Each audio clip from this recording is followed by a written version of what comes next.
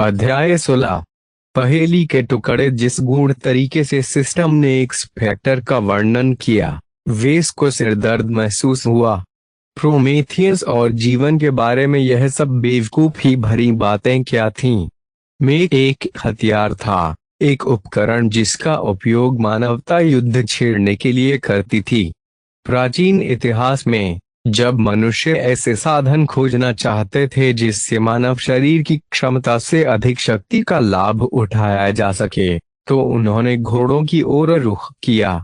जब घुड़सवार सेना ने किसी हमले में अपना वजन बढ़ाया, तो एक सामान्य पैदल सैनिक के पास ऐसे बल का विरोध करने के लिए कुछ साधन नहीं थे।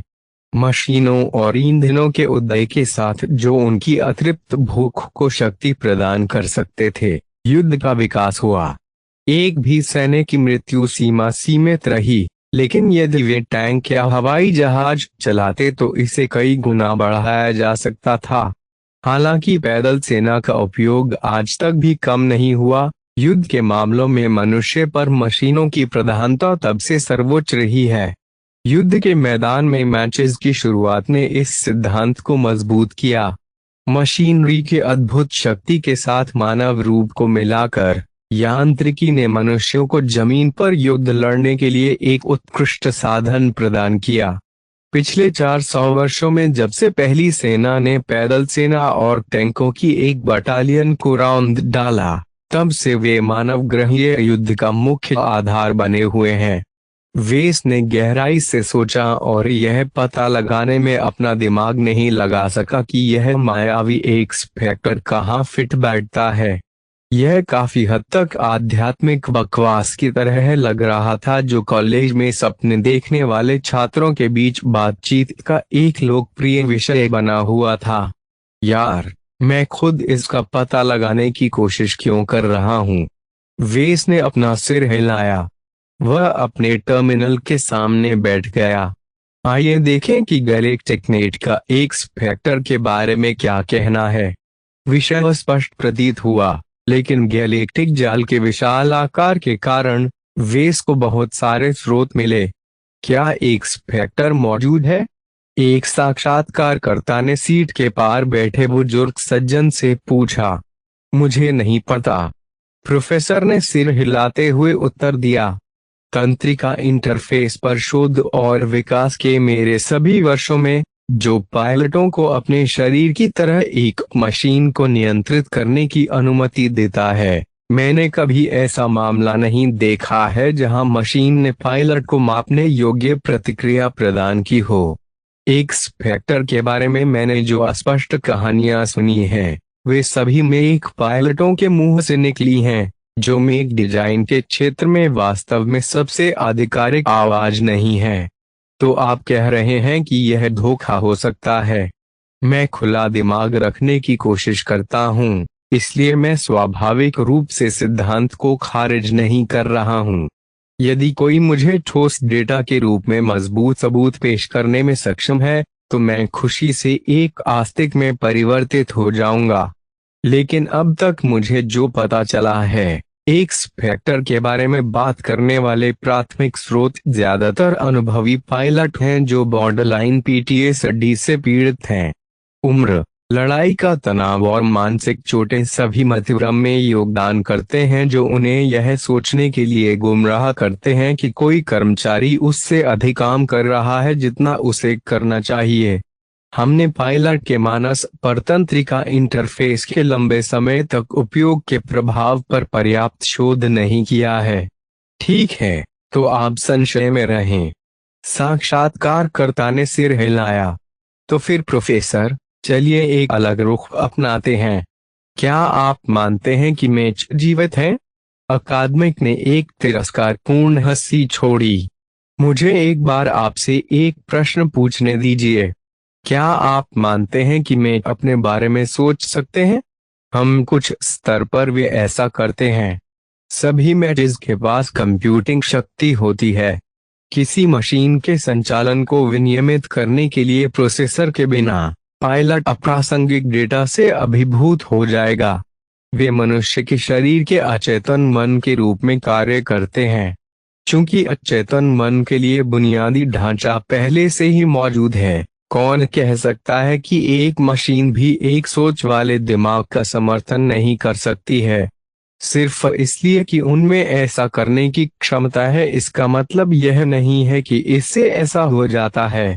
आपकी नज़र में डेटा प्रोसेसिंग और स्वतंत्र विचार के बीच एक छोटा सा अंतर है, लेकिन मेरी नज़र में वे आकाश गंगाओं के बीच की दूरी जितनी चौड़ी इकाई से अलग हो जाते हैं। हम इंसानों ने हजारों वर्षों से कृत्रिम बुद्धिमत्ता पर काम किया है, लेकिन अपनी सभी प्रगति के दौरान हमने केवल संवेदना की एक प्रतिकृति ही हासिल की है। कंप्यूटर अभी भी स्वतंत्र रूप से सपने नहीं देख सकते हैं या अपने विचारों की श्रृंखला को वास्तविक मानव के हाथ के बिना अपनी इच्छाओं को तैयार नहीं कर सकते हैं। और इन जटिल इच्छाओं पर कभी ध्यान न दें। जीवन का सबसे बुनियादी हिस्सा प्रजनन करना है, और मैंने कभी किसी मेज को दूसरे के प्रति आकर्षित होते नहीं देखा। साक्षात्कारकर्ता विनम्रता से हंसा। निश्चित रूप से यह सच है। हालांकि उन्हें खुद को उत्पन्न करने के लिए एक उंगली उठाने की जरूरत नहीं है। हम इंसान नई नई मशीनें विकसित करके उनके लिए ऐसा कर रहे हैं। शायद हम किसी दिन ऐसे भविष्य में रह सकते हैं जहां मेचों की संख्या उन्हें चलाने वाले मनुष्यों से अधिक होगी। क्या हम अपना ही विनाश कर रहे हैं? आप उस परिदृश्य के बारे में क्या सोचते हैं? युद्ध सामग्री जमा करना एक स्वाभाविक स्थिति है। इससे कोई फर्क नहीं पड़ता कि आपके पास एक मेच या 30 मेक है, पायलट दृढ़ता से नियंत्रण में रहता है। वहां मौजूद सभी षड्यंत्र सिद्धांतकार जो मानते हैं कि मशीन एक प्राचीन मशीन सभ्यता के अवशेष हैं, वे नहीं जानते कि वे किस बारे में बात कर रहे हैं। का उपयोग करके पहला मेक विकसित किया गया है। प्रौद्योगिकी में क्रमिक प्रगति, बिना किसी विदेशी प्रभाव के सब कुछ साफ सुथरे ढंग से प्रलेखित और पता लगाया जा सकता है। साक्षात्कार उसी क्रम में कुछ और मिनटों तक चला। वेस को अंदाजा था कि एक फैक्टर क्या है। मेरा मानना है कि ज्यादातर लोग मेरी तरह ही सोचते हैं कि कर्मचारी अपने बारे में नहीं सोचते। वेस ने अपना सिर खुजलाते हुए सोचा, लेकिन क्या अब भी मैं यही कह सकता हूं कि मेरे पास सिस्टम है? वेस को पहली बार सिस्टम मिलने के बाद से बहुत कुछ झेलना पड़ा था।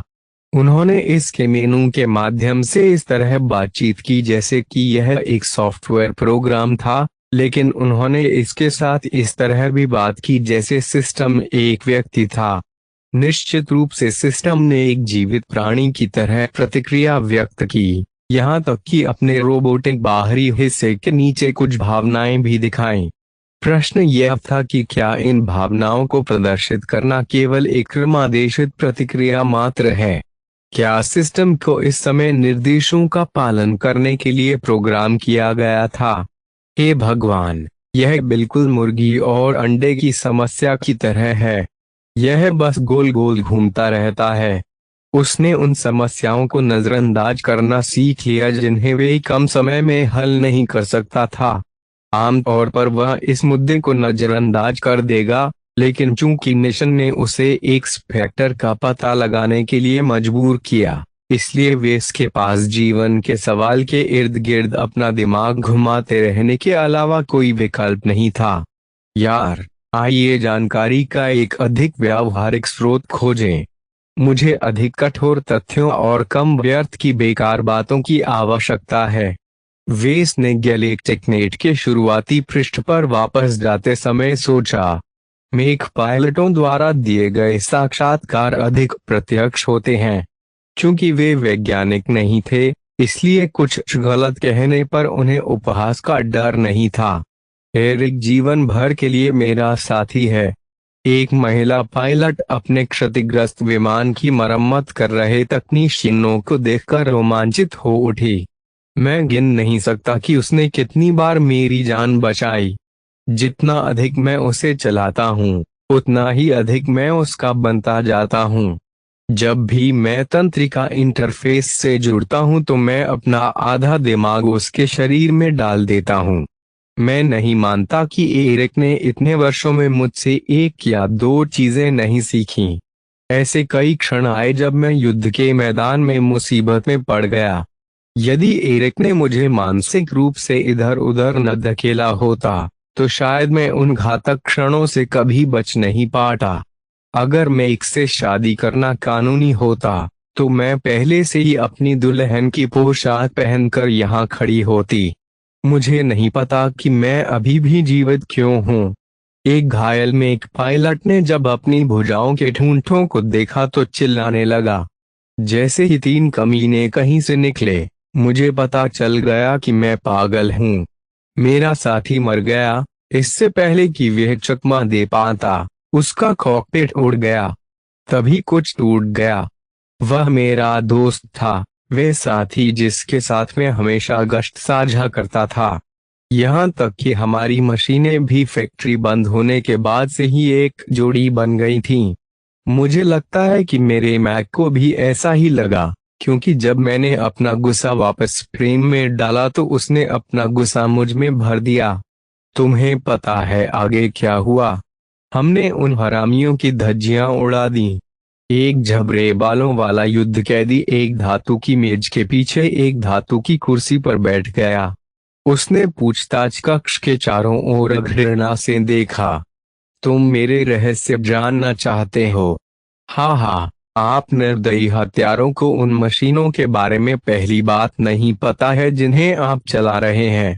क्या आपने कभी उन पर प्यार से हाथ फेरा है? क्या आप उनके विशाल पैरों के पास बैठे हैं और उन्हें सितारों के बारे में बताया है? क्या आपने एक छोटे से क्षण के लिए निर्दोष लोगों की हत्या करना बंद कर दिया ताकि आप अपने कर्मचारियों के साथ एक इंसान जैसा व्यवहार कर सकें? मुझे नहीं लगता। यही कारण है कि मैं केवल अपने और अपने साथी के साथ तुम्हें से 200 से अधिक कमीनों को मारने में सक्षम हूँ, क्योंकि मैं कभी अकेला नहीं था। मैंने अपने पूरे जीवन में अक्सर अफवाह फैलाने वाले एक स्पेक्टर का पीछा किया है। एक बुजुर्ग कार्यकारी ने अपने कार्यालय में एक भव्य डेस्क के पीछे बैठे हुए कहा, मैंने 3000 से अधिक मशीनें खरीदी और संचालित की। द्विपाद, चतुर्पाद, ह्यूमनॉइड, एवियन, सरीसृप, जो भी आकार हो, आप निश्चिंत हो सकते हैं कि मैंने इसे कम से कम एक बार संचालित किया है। मैंने आकाशगंगा के कुछ सबसे प्रसिद्ध इक्के द्वारा संचालित 100 से अधिक क्षतिग्रस्त, स्क्रैप किए गए या सेकेंड हैंड मैक को भी बड़ी मेहनत से ट्रैक किया है। वे सभी उत्कृष्ट मशीनें थीं, खासकर जब मैंने उन्हें उनकी महिमा में पुनर्स्थापित किया। तो क्या आप अपने जीवन की महत्वाकांक्षा को पूरा करने में कामयाब रहे? बूढ़ा उदास होकर मुस्कुराया। शायद, शायद नहीं। मैं निश्चित रूप से सोचता हूँ कि एक फैक्टर अब पहले से कहीं अधिक मौजूद है। लेकिन क्या हर किसी की किस्मत में यही होता है? शायद हम 3.5% लोग उस फसल की मलाई नहीं हैं जैसा हम मानते हैं। शायद 3.5% मानवता में से केवल 3.5% के पास ही एक फैक्टर को ट्रिगर करने की सही योग्यता है। लेकिन इन तथाकथित महाशक्तियों को सभी को आशीर्वाद नहीं दिया जा सकता। उन्हें अपनी पूरी क्षमता का पता लगाने के लिए सही तकनीक की जरूरत है। लेकिन यह सिर्फ एक यादृच्छिक विचार है जिसे मैं उछाल रहा हूँ। इसे बहुत गंभीरता से न लें। एक मेक निर्जीव है। यह पैदा नहीं होता, इसे बनाया जाता है। वह मरता नहीं, नष्ट हो जाता है।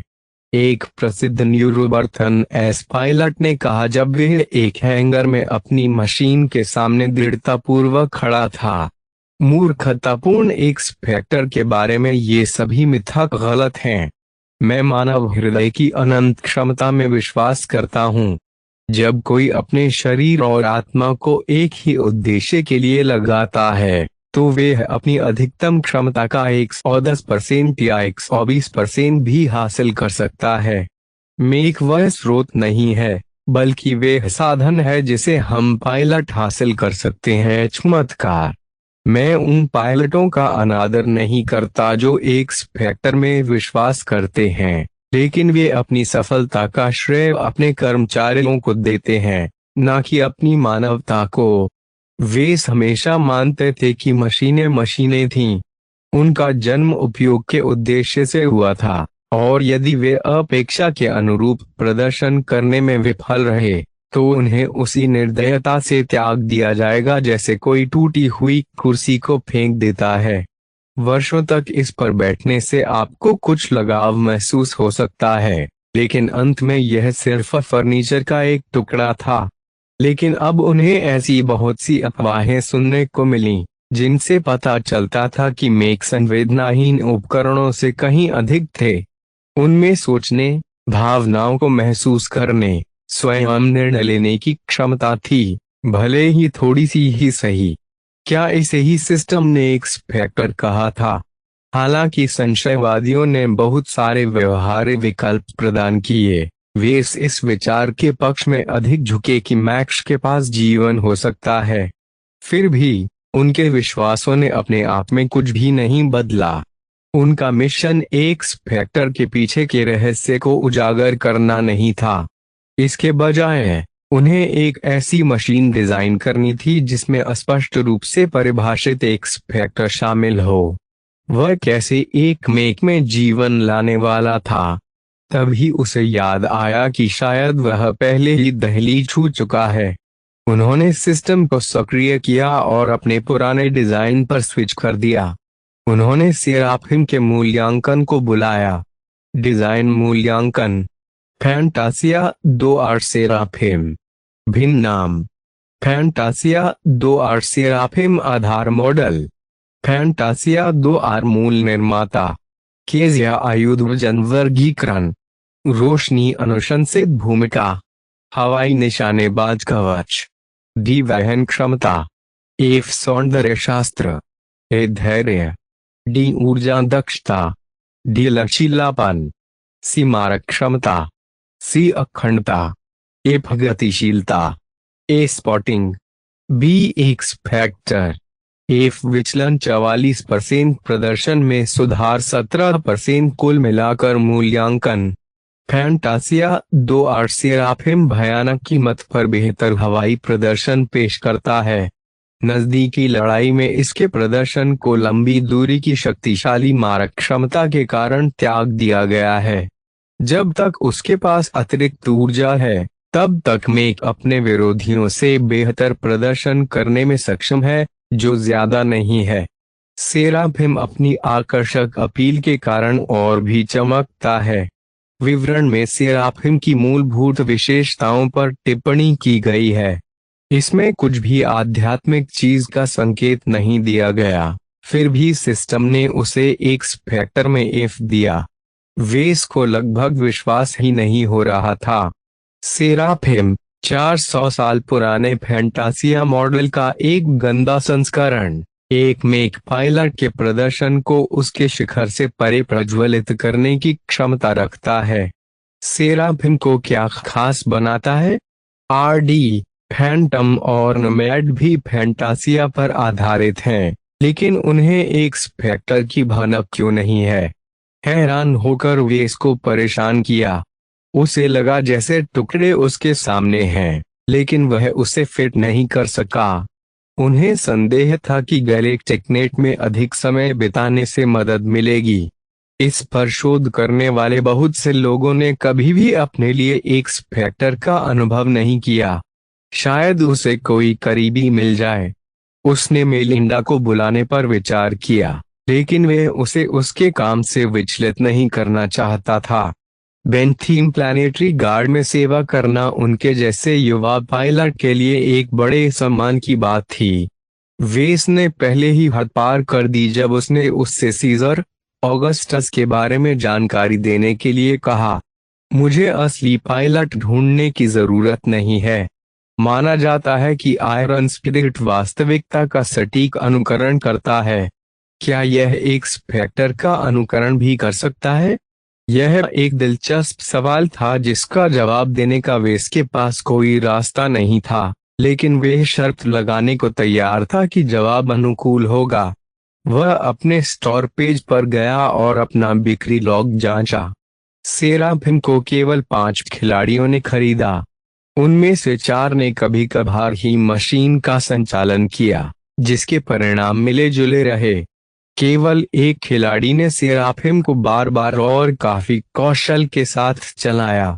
थाइसवेंथ स्नैक उपनाम वाला एक कांसेलीगर। अध्याय 17। झंडे पर कब्जा। जोशुआ ने एनर्जी ड्रिंक अपने गले से नीचे उतार लिया और कैन को जमीन पर फेंक दिया। कचरा उठाने के लिए एक सफाई रोबोट कहीं से प्रकट हुआ। माँ, मैं घर पर हूँ। एक खूबसूरत महिला एक बड़बड़ाते हुए बच्चे को लेकर फोयर में दाखिल हुई। वह किशोर के पास पहुंची और उसके माथे पर एक चुंबन दिया। जोशी बेबी, आज स्कूल में दिन कैसे गुजरा? मैं अब बच्चा नहीं हूँ, माँ। यहोशू अपनी माँ के आलिंगन से बचते हुए कराह उठा। वह सीढ़ियों से ऊपर अपने कमरे की ओर भागा। और मैंने स्कूल में अच्छा प्रदर्शन किया। मेरे मेक ट्रेनर ने आज फिर मेरी तारीफ की। वो अच्छी खबर है। जब आप रिजर्विस्ट बनेंगे तो आपका प्रदर्शन जितना ऊंचा होगा, आपकी रैंक भी उतनी ही ऊंची होगी। बस मेक कोर में शामिल ना हो। मैं माँ के पास नहीं जा रहा हूँ। जोशुआ ने अपना बैग अपने बिस्तर पर फेंकते हुए कहा। मैं सिम्युलेटर के साथ फिर से खेलने जा रहा हूँ, ठीक है? रात के खाने के बारे में फिर मत भूलना। हाँ माँ। अपनी सताती माँ को शांत करने के बाद जोशुआ अपने कमरे से निकल गया और नीचे चला गया। उसने 2 उड़ानें भरी और तहखाने में प्रवेश किया। आयरन स्पिरिट के लिए उनका निजी मैक सिम्युलेटर पॉड एक ठंडे और अलग कमरे में स्थित था। मशीनरी का एक महंगा टुकड़ा। इसने गेम सेंटर में किराए की पॉड से बेहतर प्रदर्शन किया। उनके माता पिता ने निकटतम गैलेक्टिक तक केबलों का एक सुरक्षित सेट खोदने के लिए पैसे भी खर्च किए। नेट नोड यह सुनिश्चित करने के लिए कि उसकी बैंडविड्थ कभी बंद न हो। इस सब ने जोशुआ के पॉड को क्लाउडी कर्टेन पर सर्वश्रेष्ठ प्रदर्शन करने वाली इकाई में बदल दिया। जैसे ही जोशुआ ने पॉड में प्रवेश किया और उसे अपने चारों ओर बंद कर दिया, उसने अपना सिर वापस हेडरेस्ट में झुका लिया, जो तंत्रिका इंटरफेस के रूप में कार्य करता था। जैसे ही यह जीवंत हुआ, जोशुआ के मस्तिष्क के संकेतों को पॉड द्वारा निष्पादित कार्यक्रमों से जोड़कर गुनगुनाया गया। दुनिया बदल गई। सिम्युलेटर पॉड की ठंडी स्टील की दीवारों ने एक जीवंत दुनिया के लिए रास्ता बनाया। उनकी उम्र के आसपास के कई युवा पुरुष और महिलाएं शुरुआती क्षेत्र की डिजिटल सड़कों से गुजरे। कुछ लोग फव्वारों के पास बैठकर उन लोकप्रिय खिलाड़ियों की लाइव स्ट्रीम देख रहे थे जिन्होंने सार्वजनिक रूप से प्रसारण करना चुना था। अन्य लोग नई पोशाक खरीदने के लिए कई दुकानों में से एक में दाखिल हुए। जहां तक जोशुआ की बात है, उसने अपने दोस्तों की सूची निकाली और बातचीत शुरू करने के लिए उनमें से एक नाम पर टैप किया। यूटॉप्स। अरे सांप। जैसे ही उसका चेहरा जोशुआ के दृश्य के कोने पर दिखाई दिया, ट्राइसेराटॉप्स ने अभिवादन किया। एरेना के एक और मुकाबले के लिए तैयार? जोशुआ ने सिर हिलाया।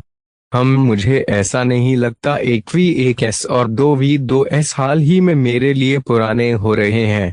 मैं कुछ अलग करने के लिए तैयार हूँ। ओह।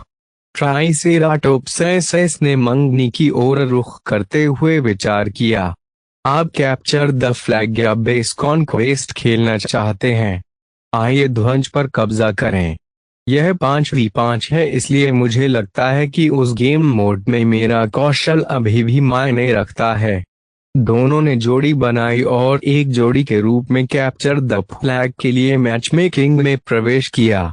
उन्हें अपनी 9 सदस्यीय टीम को भरने के लिए सबसे पहले 3 यादृच्छिक खिलाड़ी मिले। हे दोस्तों, ट्राइसेराटॉप्स ने अपने नए साथियों को बधाई दी। मैं और स्नेक यहाँ लाइट में के रूप में जोड़ी बना रहे हैं। मध्यम मिसाइल मंच। तीसरे खिलाड़ी ने बात की। उसका लहजा आगे की बातचीत में उसकी नापसंदगी को व्यक्त कर रहा था। ठीक है, बाकी के बारे में क्या? भारी शूरवीर। बस मुझे हमारे झंडे के बगल में लगा दो और मैं यह सुनिश्चित कर दूंगा कि जो कोई भी इसे उठाएगा वह मर जाएगा। चौथे खिलाड़ी ने शेखी बघारी। झंडे को पकड़ने में झंडे की रक्षा करना सबसे पारंपरिक भूमिका थी और भारी युद्ध के लिए बिल्कुल उपयुक्त थी। आपके शूरवीर पर कोई बंदूकें हैं? नहीं, लेकिन मैं अन्य शूरवीरों से तेज हूँ। महान ट्राइसेराटॉप्स ने आप भरी। अगर कोई हमारे नीचे से झंडा चुराने में कामयाब हो जाता है तो कम से कम आप दुश्मन का पीछा कर सकते हैं। तो आखिरी आदमी के बारे में क्या? मैं एक लड़की हूँ, धन्यवाद, युवती ने व्यंग्य के साथ जोड़ दिया। तुम बस मेरे रास्ते से हट जाओ। यदि आपको पता होना चाहिए तो मैं जेनेसिस 18 का संचालन कर रहा हूँ। मध्यम मकड़ी मेक। तो आपके पास 3 से अधिक मस्तिष्क कोशिकाएं हैं। बधाई हो डूफस। हा हा। Triceratops dead pen. खैर, हमारी टीम वजन के मामले में थोड़ी हल्की है, लेकिन हम बहुत गतिशील हैं। चलिए 4 से 1 करते हैं, 3 से 2। मिसाइलर ने हस्तक्षेप किया। मेरी मशीन एक कांच की तोप है। मैं भारी शूरवीर का समर्थन करने और लंबी दूरी की मिसाइल सहायता प्रदान करने में सर्वश्रेष्ठ हूँ। मैं पीछे से हमला कर रहा हूँ, मकड़ी वाली लड़की ने कहा। मेरा सबसे अच्छा काम यह है कि मैं अकेले में उनके पास छिप कर जा सकूं, इसलिए मेरे पीछे आने की हिम्मत मत करना। ट्राइसेराटॉप्स ने फिर से आप भरी। जोशुआ या द सेवेंथ स्नेक ने एक निजी बातचीत में उन्हें सांत्वना दी। ज्यादा परेशान मत हो। अपने साथियों को एक साथ मिलकर काम करवाना, जैसा कि हमने स्कूल में सीखा था, हमेशा काम नहीं आता। बहुत से खिलाड़ी बस उत्साह से उड़ान भरना चाहते हैं। भगवान, मुझे आशा है कि वे तब प्रयास करेंगे। अहंकारी मूर्खों के साथ मिल जाने के कारण कैप्चर द फ्लैग के लिए मेरी जीत दर पहले से ही कम हो गई है। मैचमेकिंग प्रणाली ने एक घंटी जारी की, जो विरोधी टीम की सफल खोज का संकेत देती है। स्क्रीन एक छोटी लॉबी में बदल गई जहां उनकी टीम पृष्ठभूमि में यादृच्छिक युद्ध क्षेत्र लोड होने पर दुश्मन के लोडआउट का निरीक्षण कर सकती थी। द सेवेंथ स्नेक ने दुश्मन की टीम संरचना का विश्लेषण किया और सिरदर्द महसूस किया। शत्रु दल के पास 3 व्यक्तियों का पूर्व निर्मित दल है। वे सभी एक जैसे भारी यंत्रों से सुसज्जित हैं। वह वेरिएंट को नहीं पहचान पाया, लेकिन वे उन स्ट्राइकरों की तरह दिखते थे जिनसे उसने पिछले दिनों लड़ाई की थी। उनमें से एक में निकट दूरी के ताप प्रोजेक्टरों का एक समूह है। दूसरे ने अपनी भुजाओं को मध्यम दूरी की बैलिस्टिक तोपों में बदल दिया। आखिरी व्यक्ति अपनी जंबो आकार की लेजर राइफल के साथ उनका लंबी दूरी का निशानेबाज प्रतीत होता है। यह एक ऐसी रचना थी जिसमें गतिशीलता का अभाव था लेकिन शक्ति भरपूर थी। अपने मजबूत कवच और प्रचुर ऊर्जा भंडार पर भरोसा करते हुए वे अपने रास्ते में आने वाली किसी भी चीज को ध्वस्त कर सकते थे। अपनी टीम में खींचे गए 2 रैंडम तिकड़ी में समायोजित हो गए और अपने हल्के में के साथ आए। ट्राइसेराटॉप्स ने नोट किया। एक हवाई स्काउट और एक तोड़फोड़ करने वाला। यह उनके लिए अपनी कमियों को दूर करने के लिए काफी गतिशीलता है। 7वें सांप ने अपना सिर हिलाया। जरूरी नहीं। आप निश्चिंत हो सकते हैं कि तीनों मीटहेड एक साथ रहेंगे। हमें या तो भारी धक्के का सामना करना पड़ेगा या पूरी तरह से बचाव का सामना करना पड़ेगा। यदि वे कछुए को अपने बेस में रखते हैं तो मैं किसी पहाड़ी के पीछे उन पर बेधड़क बमबारी कर सकता हूँ, मिसाइल चलाने वाले ने रूखेपन से कहा। और यदि उनकी टीम हमला करती है तो उनके झंडे की रक्षा केवल 2 बत्तियां ही करेंगी। मानचित्र लोड हो गया, जिससे सभी लोग एक छोटे से खुले किले में दिखाई देने लगे। परेड मैदान के मध्य से एक लंबा ध्वजदंड निकला हुआ था। ठीक है, चलो चलते हैं। स्पाइडर मैच लड़की अपने 8 अंगों के साथ दीवारों पर रेंगती रही और उनकी नजरों से ओझल हो गई। मिस साइलर ने दूसरे में उड़ान भरी दिशा, जबकि भारी शूरवीर ने अपने पैर झंडे के ठीक बगल में रखे। हवा में उड़ते ही ट्राइसेराटॉप्स ने जमीन पर द सेवेंथ स्नेक का पीछा किया।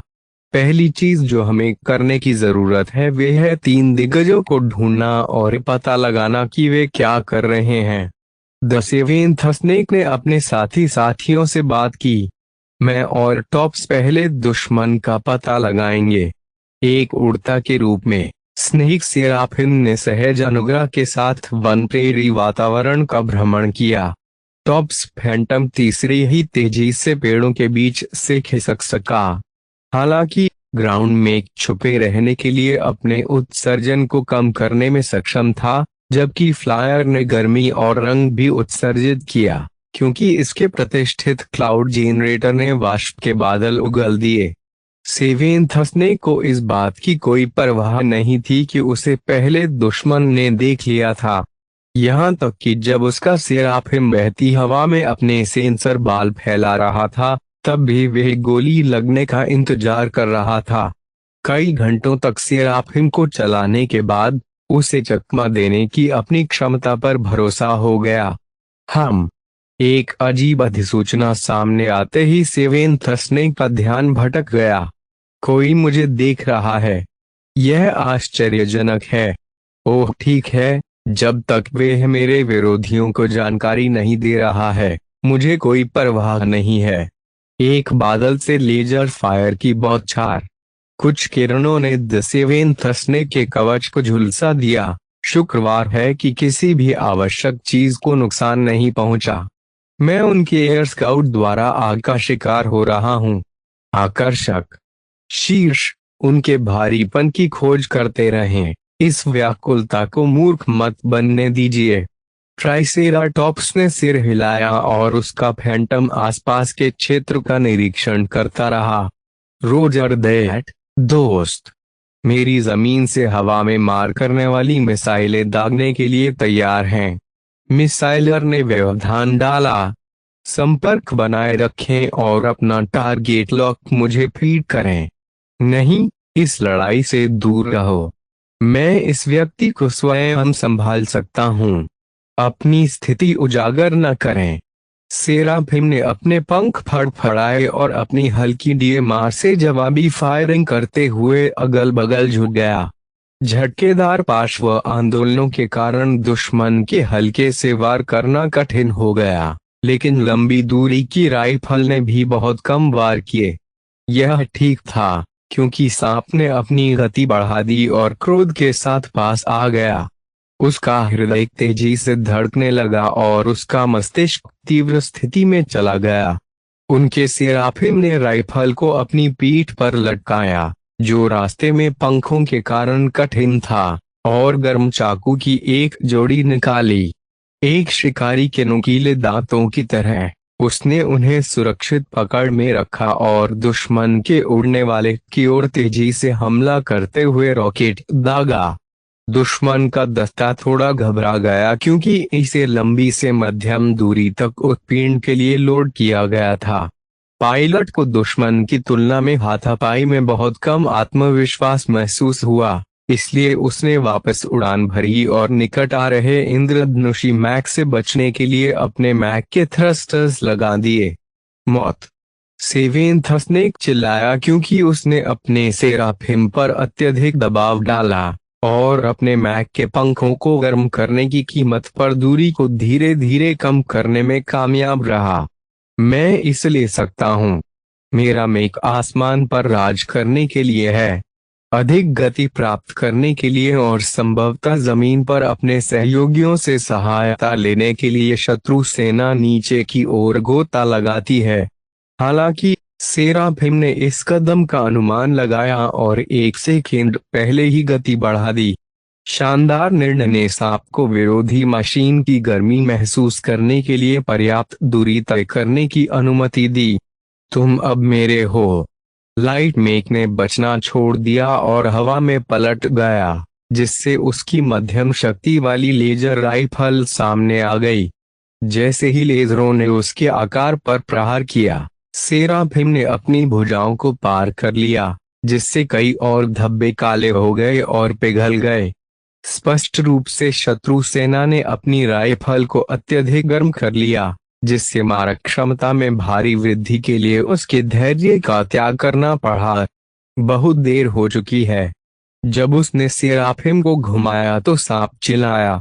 घूर्णन ने इस लेजरों के अंतिम सेट से बचने की अनुमति दी, जबकि इसके संतुलित और फैले हुए चाकुओं में गति जोड़ दी।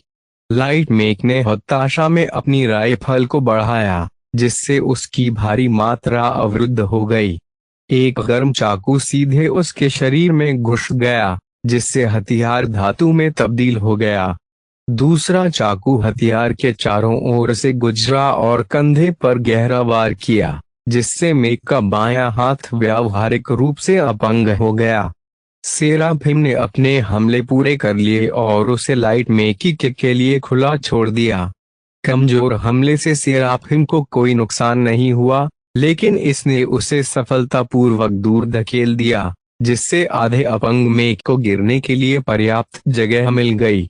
अपने शिकार का पीछा करने के बजाय सेराफिम ने अपने चाकू छुपाए और अपनी राइफल को वापस अपनी बाहों में ले आया। एक शांत और स्थिर लक्ष्य के साथ सेराफिम ने ऊर्जा बोल्ट की एक निरंतर धारा चलाई। पहला बोल्ट चौड़ा हो गया, लेकिन चूंकि लाइट मशीन समय पर समायोजित नहीं हो पाई, इसलिए अगले बोल्ट उसके पंखों से टकरा गए। क्षति हल्की थी, लेकिन इससे उसके पंखों का संचालन बाधित हो गया। प्रकाश यांत्रिकी ने अब एक आसान लक्ष्य प्रस्तुत किया है, क्योंकि इसकी गति कम हो गई है। बाद के ऊर्जा बोल्टों ने लाइट मेक के बाकी पंखों को टुकड़े टुकड़े कर दिया, जिससे वह अपनी गिरावट को ठीक करने में असमर्थ हो गया। उनका हवाई स्काउट बर्बाद हो गया है। द सेवेंथ स्नेक ने धूम्रपान यंत्र को जमीन पर गिरते और विस्फोट होते हुए देखा। नीचे जमीन पर क्या स्थिति है? उनका तोड़फोड़ करने वाला अच्छा है, मकड़ी में एक लड़की ने जवाब दिया। उसे मेरे 2 मिल गए पैर, लेकिन वे सुरक्षित बाहर नहीं आया है। मुझे परेशान मत करो, मुझे द्वंद्व पर ध्यान केंद्रित करने दो। उनके भारी हथियार हमारे बेस पर हमला कर रहे हैं, मुझे उन्हें अपने ध्वज से दूर रखने में कठिनाई हो रही है। भारी शूरवीर हाँफने लगा। मिस्टर मिसाइल फैन मदद कर रहा है, लेकिन मुझे वास्तव में और मदद की जरूरत है। ट्राइसेराटॉप्स ने भी उनका स्टेटस भरा। मैंने उनका झंडा ले लिया है, क्योंकि स्पाइडर मेक उनके बचे हुए लाइट मेक को कब्जे में रखकर अच्छा काम कर रहा है। मैं या तो उसकी मदद कर सकता हूं या बेस पर वापस जा सकता हूं। भारी भरकम लड़कों के होते हुए मैं झंडा फहराने में सक्षम नहीं हो पाऊंगा। आधार पर वापस आएं। आपको झंडा पहुंचाने का मौका देने के लिए हमें उनमें से 3 में से कम 2 को नष्ट करना होगा।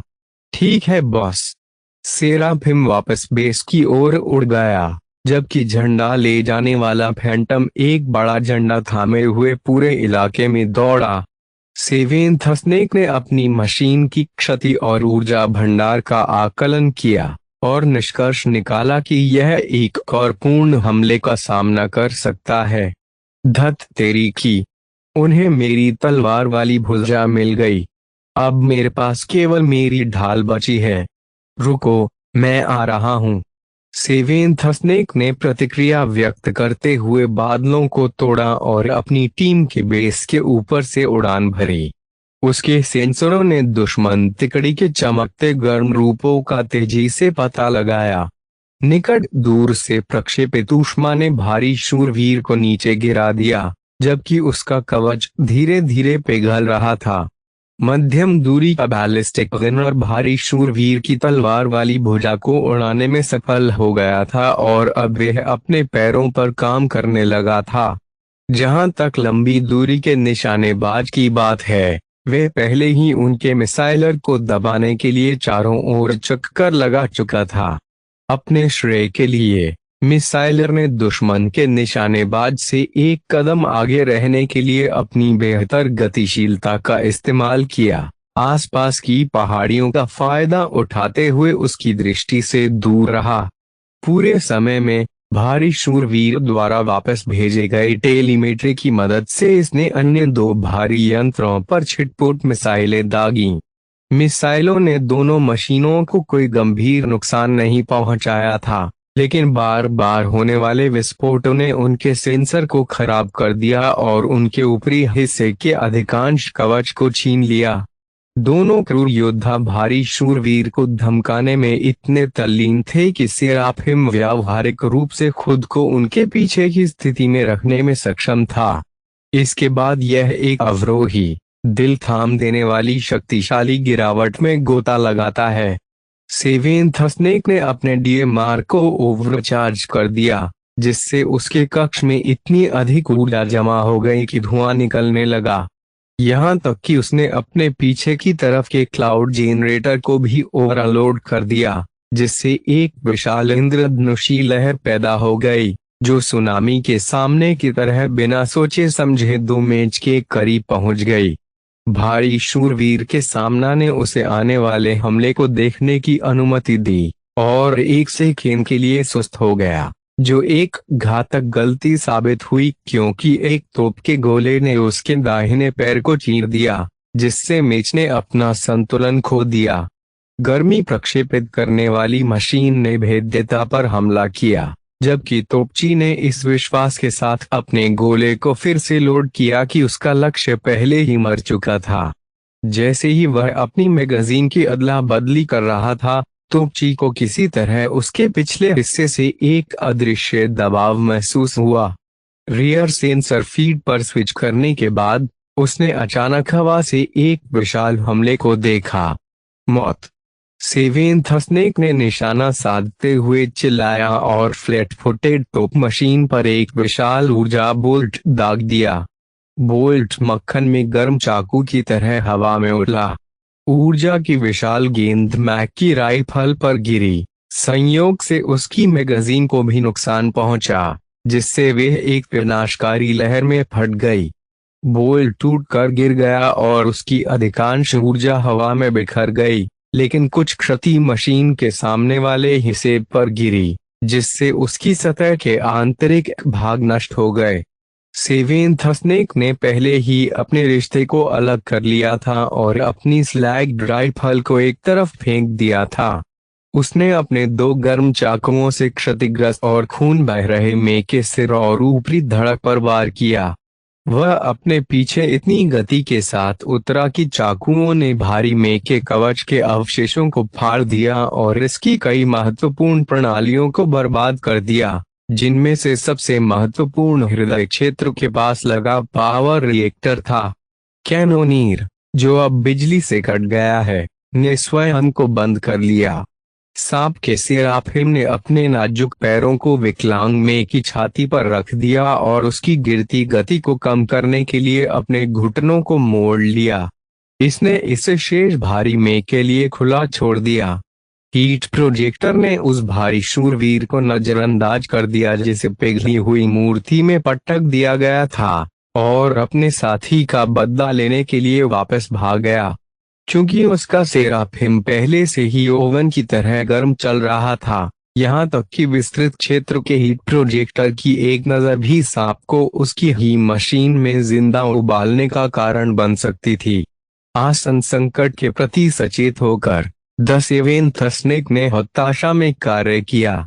अनुकरणीय नियंत्रण की उपलब्धि में सेराफिम ने एक स्ट्रिपर की तरह अपने पैरों को फैलाया और अशक्त मे के धड़ के चारों ओर घूमने के लिए एम्बेडेड चाकू पर अपनी पकड़ का लाभ उठाया। हवा सफेद गर्म गर्मी से चमक उठी और प्रोजेक्टर चलने लगे। तोप के ढांचे के नष्ट हो चुके कवच को भारी क्षति हुई, जबकि इसके कुछ अंदरूनी हिस्सों में भी आग लग गई। सेराफिम के खुले पैर भी आधे पोखर में पिघल गए आकार, जिससे वे हल्के मे के वजन का समर्थन करने में असमर्थ हो जाते हैं। हालांकि सेवेंथ स्नेक अपने मैक की कमर और ऊपरी शरीर को सुरक्षित रखने में कामयाब रहा। सेराफिम झुक गया, जलती हुई तोप को ढाल के रूप में इस्तेमाल किया और कुछ बेवकूफी की। इसने अपने प्रतिद्वंद्वी पर चाकू फेंके। गर्मी प्रक्षेपित करने वाली मशीन चौंक गई और उसने जल्दबाजी में आने वाले प्रक्षेपियों के विरुद्ध अपने कवच को झुकाने की कोशिश की, लेकिन वे विफल हो गए और जमीन पर गिर गए। हीट प्रोजेक्टर क्रोधित हो गया और बिना किसी परवाह के अपने हीट हथियार को फायर करते हुए अपने लकड़ी के यंत्र से कुचल गया। सेवेंथ स्नेक ने तेजी से गर्म होती तोप की मशीन को गले लगाने के लिए अपनी मशीन बनाना जारी रखा, इस उम्मीद में कि यह टिकेगा सबसे ऊपर। समझ गया। हीट प्रोजेक्टर अनजाने में केंद्र से दूर चला गया। इससे प्रतीक्षारत ट्राइसेराटोप्स को दृष्टिकोण की एक संकीर्ण खिड़की मिल गई। उनका फैंटम तेजी से लेकिन चुपचाप उनके किले की दीवारों पर चढ़ गया और केंद्र की ओर बढ़ गया, जहां उनकी अपनी टीम का झंडा भी था। अपनी गलती को देखते हुए हीट प्रोजेक्टर के पायलट ने अपनी मशीन को उसका धड़ मोड़ने का आदेश दिया। उसके हीट प्रोजेक्टर की जोड़ी आग की ओर अग्रसर होने के कारण फैंटम को बहुत नुकसान होना तय था। ऐसा तब तक था जब तक कि सेवेंथ स्नेक अपने टूटे फूटे और आधे पिघले हुए सेराफिम को अपनी ढाल से छीनने में कामयाब नहीं हो गया। पैरों की एक विकलांग जोड़ी के साथ सेराफिम फिर भी अपनी कमजोर भुजाओं की पूरी ताकत के साथ रेंगता हुआ आगे बढ़ा। यह विचलित भारी मशीन के नीचे पहुंचा और हीट प्रोजेक्टर को पकड़ने के लिए आगे बढ़ा। सेराफिम हीट प्रोजेक्टर के एक उद्देश्य को खराब करने में सफल रहा। इसने अपना अधिकांश पिघला हुआ क्रोध निर्हित तरीके से जमीन पर प्रकट किया। दूसरा हीट प्रोजेक्टर फैंटम पर प्रहार करने में सफल रहा। हालांकि फैंटम को पहले से कोई नुकसान नहीं हुआ और केवल एक प्रोजेक्टर के हिट होने से फैंटम ने चलने की अपनी क्षमता बनाए रखी। लंगड़ाते हुए दौड़ते हुए ट्राइसेराटॉप्स अपनी टीम के अजेय बैनर के ठीक बगल में दुश्मन का झंडा लगाने में सफल रहा। हाँ, वो हो, आपने मेरे द्वंद्व में बाधा डाली। जबकि उसके साथियों ने खुशी मनाई और बड़बड़ाया, द सेवेंथ स्नेक संतुष्ट अभिव्यक्ति के साथ अपने कॉकपिट में वापस आ गया। वह महसूस कर सकता था कि जीत उसे उत्साहित कर रही है, भले ही उसे ऐसा महसूस हो रहा हो मानो अत्यधिक गर्मी ने उसे पकाकर खस्ता कर दिया हो। हमने जीत हासिल की, द सेवेंथ स्नेक मुस्कुराया और उसने एक गर्म और गहरी सांस छोड़ी। मैं इसमें बेहतर हो रहा हूँ। हालांकि मेरा सेराफिम खुश नहीं होगा कि मैंने इसे फिर से बेकार कर दिया। तभी उसे याद आया कि पूरे मैच के दौरान किसी ने उसे देखा था। सेवेंथ स्नेक ने अपना निजी पेज खोला और अपनी स्ट्रीम पर स्विच किया। उन्होंने अपने एकमात्र दर्शक का नाम पढ़ा, बादलों का पीछा करते हुए। यह अध्याय 18 परिचित लगता है। Life watching the seventh snake के रिप्ले ने वेस को प्रभावित किया। मेक पायलट के सेराफिम के तेज तरार संचालन ने उसकी क्षमताओं में उल्लेखनीय महारत दिखाई। सेराफिम ने आसमान पर दबंगई से कब्जा कर लिया, विशेष रूप से अन्य उड़ने वालों के खिलाफ अच्छी तरह से लड़ते हुए और जमीन पर विरोधियों के खिलाफ आक्रामक हमले किए। हालांकि वे इसको मेक पायलटिंग के बारे में बहुत कम जानकारी थी, फिर भी वे द सेवेंथ स्नेक के उल्लेखनीय कौशल को पहचानता था। उनकी आक्रामक खेल शैली और लगातार जोखिम लेने में समय की गहरी समझ छिपी हुई थी। यदि यह सांप सिल्वर में पदोन्नति की दहलीज पर नहीं था, तो वह बिल्कुल कांस्य लेके ऊपरी स्तर पर था। जब वेस ने देखा कि द सेवेंथ स्नेक ऑनलाइन आया है और मैच मेकिंग में शामिल हो गया है, तो उसने अपना मैच देखने का फैसला किया। उन्होंने युवा पायलट के प्रदर्शन को जो देखा, उसने उनके फैसले की पुष्टि की। सांप ने सेराफिम को ऐसे तरीके से चलाया जिसकी वेस ने भी कल्पना नहीं की थी। लेकिन क्या उसके पास एक फैक्टर है? अच्छी पायलटिंग का मतलब यह नहीं है कि किसी के पास एक फैक्टर है। घटना की अस्पष्ट परिभाषा को नजरअंदाज करते हुए एक स्पेक्टर आभासी वास्तविकता के माहौल में भी काम नहीं कर सकता है। शायद सेवेंथस ने केवल एक अच्छा पायलट था और कुछ नहीं। फिर भी वेस का मानना था कि अगर वह पायलट के साथ बात करेगा तो यह उसके मेक्स की समझ के लिए फायदेमंद होगा।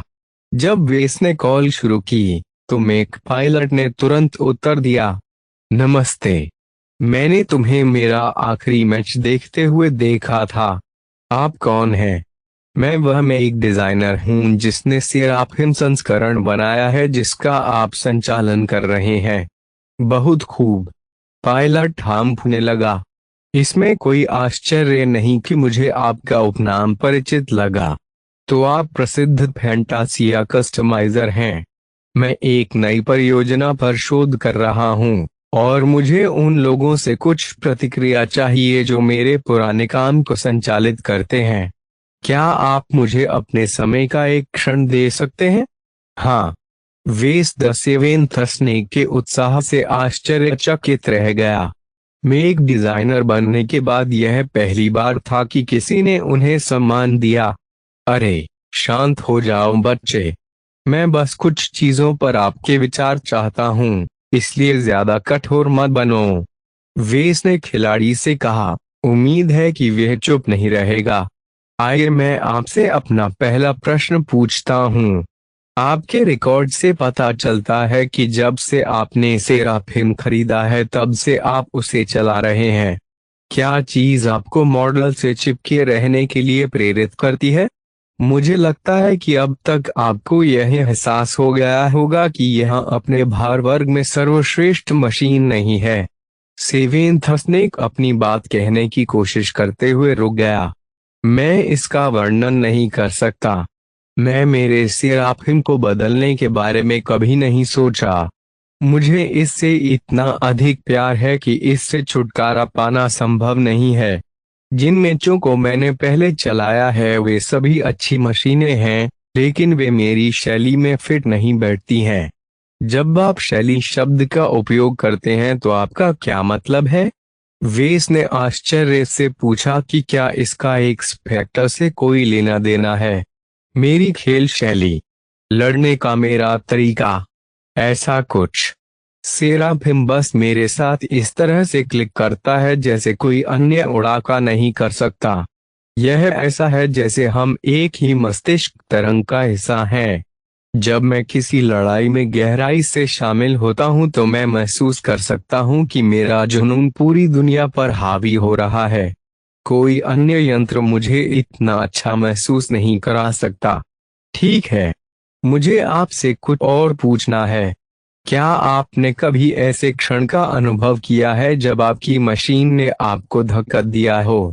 उदाहरण के लिए, क्या मेक ने आपको खतरे की चेतावनी दी थी जबकि आप इससे अनभिज्ञ थे? क्या ऐसे क्षण थे जब आपने सोचा था कि कुछ करना असंभव है, लेकिन फिर भी आप इसे हासिल करने में कामयाब रहे क्योंकि आपकी मशीन ने आपकी मदद की? सातवां सांप चुप हो गया। मुझे ऐसा कोई क्षण याद नहीं है। मैं हमेशा अपनी मशीन पर पूर्ण नियंत्रण रखता हूँ। मुझे पूरा यकीन है कि मैं सेराफिम के साथ अधिक सहज महसूस करता हूँ। जब मैं सेराफिम का संचालन कर रहा होता हूँ तो किसी भी अन्य मशीन की तुलना में अपना सर्वश्रेष्ठ प्रदर्शन करना आसान होता है। मैंने आपके फैंटम और नोमैड मॉडल भी खरीदे हैं, लेकिन जब मैं उनके साथ खेलता हूँ तो मैं कभी भी उतना सहज नहीं हो पाता। शायद यह पंखों की कमी है। मुझे उड़ने से प्यार हो गया है। वेस ने सेवेंथ स्नैक से कुछ अन्य प्रश्न पूछे। एक अच्छे पायलट और एक महान पायलट में क्या अंतर है? क्या में एक छोटे या बड़े होने पर बेहतर होते हैं? क्या वह तत्व मीमांसा में विश्वास करता है? युवा पायलट के उत्तर से कोई आश्चर्य नहीं हुआ। लड़के को एक स्पेक्टर के बारे में पता नहीं था, न ही उसने कोई जादुई चीज करने की कोशिश की थी। वेस ने युवा शक्तिशाली की एक छवि बनाई। युवा, धनी और अच्छी तरह से प्रशिक्षित। मशीनी दुनिया के बारे में उनका दृष्टिकोण उनके शिक्षकों की कई शिक्षाओं से प्रभावित था। इसलिए यह कोई आश्चर्य की बात नहीं थी कि वे उसे एक्स फैक्टर के बारे में बताने से बचते रहे। उनके जैसे युवा व्यक्ति को कल्पना के पीछे भागने से कोई मतलब नहीं था।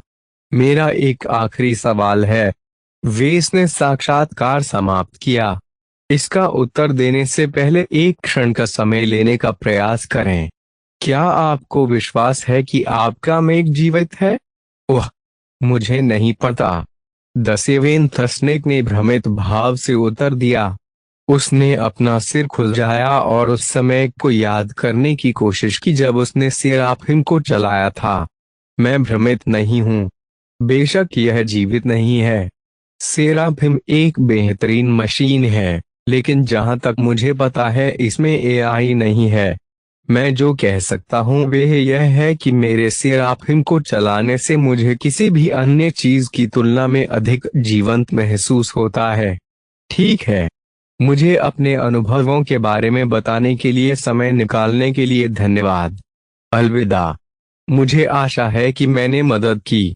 आपने निश्चित रूप से किया। इसके बारे में चिंता न करें। उह, क्या मैं जाने से पहले आपसे कुछ पूछ सकता हूँ?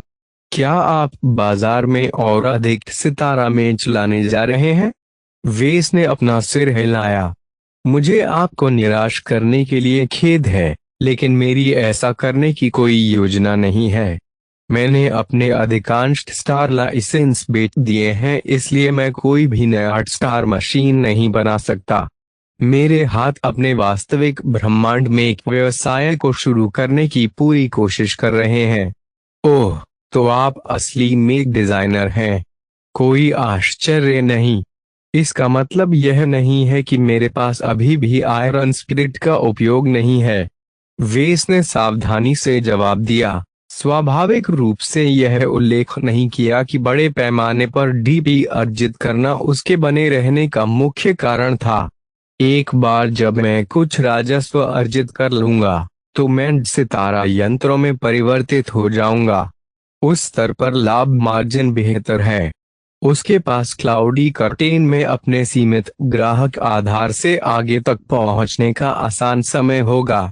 उम्मीद है कि कुछ महीनों में वह एक प्रतिस्पर्धी डिजाइन तैयार करने के लिए पर्याप्त कौशल हासिल कर लेगा।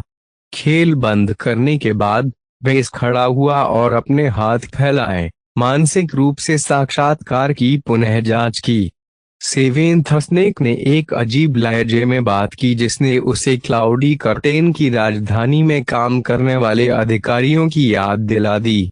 अपनी अच्छी परवरिश के बावजूद युवा शक्तिशाली ने अपने पायलटिंग का वर्णन उसी स्पष्ट तरीके से किया जैसा कि दिग्गजों ने अपने अविश्वसनीय कारनामों का वर्णन करते समय किया था, जिनके बारे में दूसरों को लगा कि इसमें एक फैक्टर शामिल है। दूसरे शब्दों में, साक्षात्कार ने अनिर्णायक परिणाम प्रदान किए।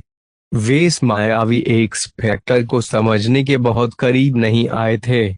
क्या यह किसी प्रकार की ऊर्जा थी जो एक में के अंदर छिपी हुई थी? क्या यह कोई विकासवादी उत्प्रेरक था जो केवल कुछ पायलटों में ही प्रकट हुआ? एक्स फैक्टर के बारे में सभी साक्षात्कारों में एक बात समान है। प्यार, स्नेह, दुख, प्रतिशोध।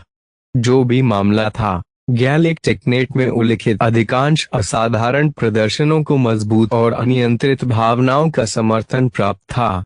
यह असंबंधित लग रहा था। किसी में के प्रदर्शन से भावनाओं का क्या लेना देना है? यह सुझाव देने जैसा है कि यदि ड्राइवर खुश या क्रोधित हो तो एयर कार तेजी से उड़ सकती है। इसका कोई मतलब नहीं था। लेकिन एयर कार में न्यूरल इंटरफेस नहीं होता है। वेस ने टिप्पणी की क्योंकि उसे लगा कि उसे कोई सुराग मिल गया है। तंत्रिका इंटरफेस मेक पायलटों को मेक से संवेदी इनपुट प्राप्त करने की अनुमति देता है, जिससे वे फ्रेम को अपने शरीर की तरह व्यवहार कर सकते हैं। मेक पायलट द्वारा किया गया कोई भी निर्णय उसी इंटरफेस के माध्यम से आउटपुट के रूप में भेजा जाता है, जिससे मेक उसके अनुसार चलता है। इसके आदेश। वेस अपने टर्मिनल पर वापस गया और तंत्रिका इंटरफेस के बारे में कुछ लेख मांगे। तंत्रिका इंटरफेस हार्डवेयर का एक अत्यधिक प्रतिबंधित और अत्यधिक नियंत्रित टुकड़ा था। किसी भी परिस्थिति में किसी भी निर्माता ने तंत्रिका इंटरफेस को अनावश्यक सिग्नल लीक करने की अनुमति नहीं दी। अत्यधिक संवेदी इनपुट पायलट के दिमाग पर अधिभार डालेगा, जबकि अत्यधिक मूवमेंट आउटपुट के कारण पायलट नियंत्रण खो देगा।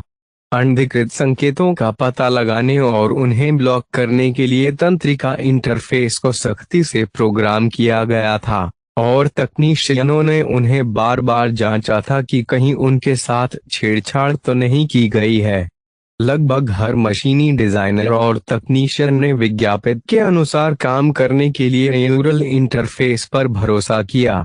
यदि हजारों उद्योग के अंदरूनी सूत्रों को यकीन है कि तंत्रिका इंटरफेस में कुछ भी गड़बड़ नहीं है, तो यह एक फैक्टर का स्रोत नहीं है।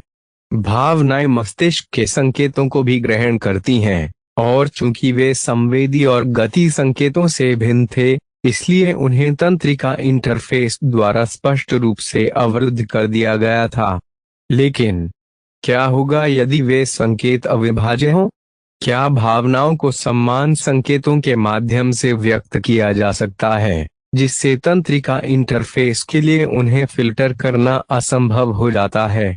उदाहरण के लिए, यदि एक मेक ने गिरे हुए दुश्मन पर तलवार पकड़ ली, तो क्या उसके पायलट की अपने प्रतिद्वंद्वी को मारने की इच्छा उसी संकेत के साथ मिश्रित हो गई जिसने मेक को अपनी तलवार नीचे गिराने का आदेश दिया था? यदि किसी मशीन ने अपनी दिशा में उड़ती हुई मिसाइलों को देखा, तो क्या आने वाले खतरे के सेंसर संकेतों के साथ डर जैसी भावना भी आई? दुर्भाग्य से वेस की तंत्रिका विज्ञान में कोई पृष्ठभूमि नहीं थी। कॉलेज में उन्होंने न्यूरल इंटरफेस के बारे में जो कुछ भी सीखा वह यह था कि इसे कैसे स्थापित किया जाए और इसे कैसे बनाए रखा जाए। किसी डिजाइनर को अपने डिजाइन में इसका उपयोग करने के लिए यह जानने की कोई आवश्यकता नहीं थी कि गैजेट कैसे काम करता है। इससे वे इस प्रश्न का उत्तर देने में असमर्थ हो गया।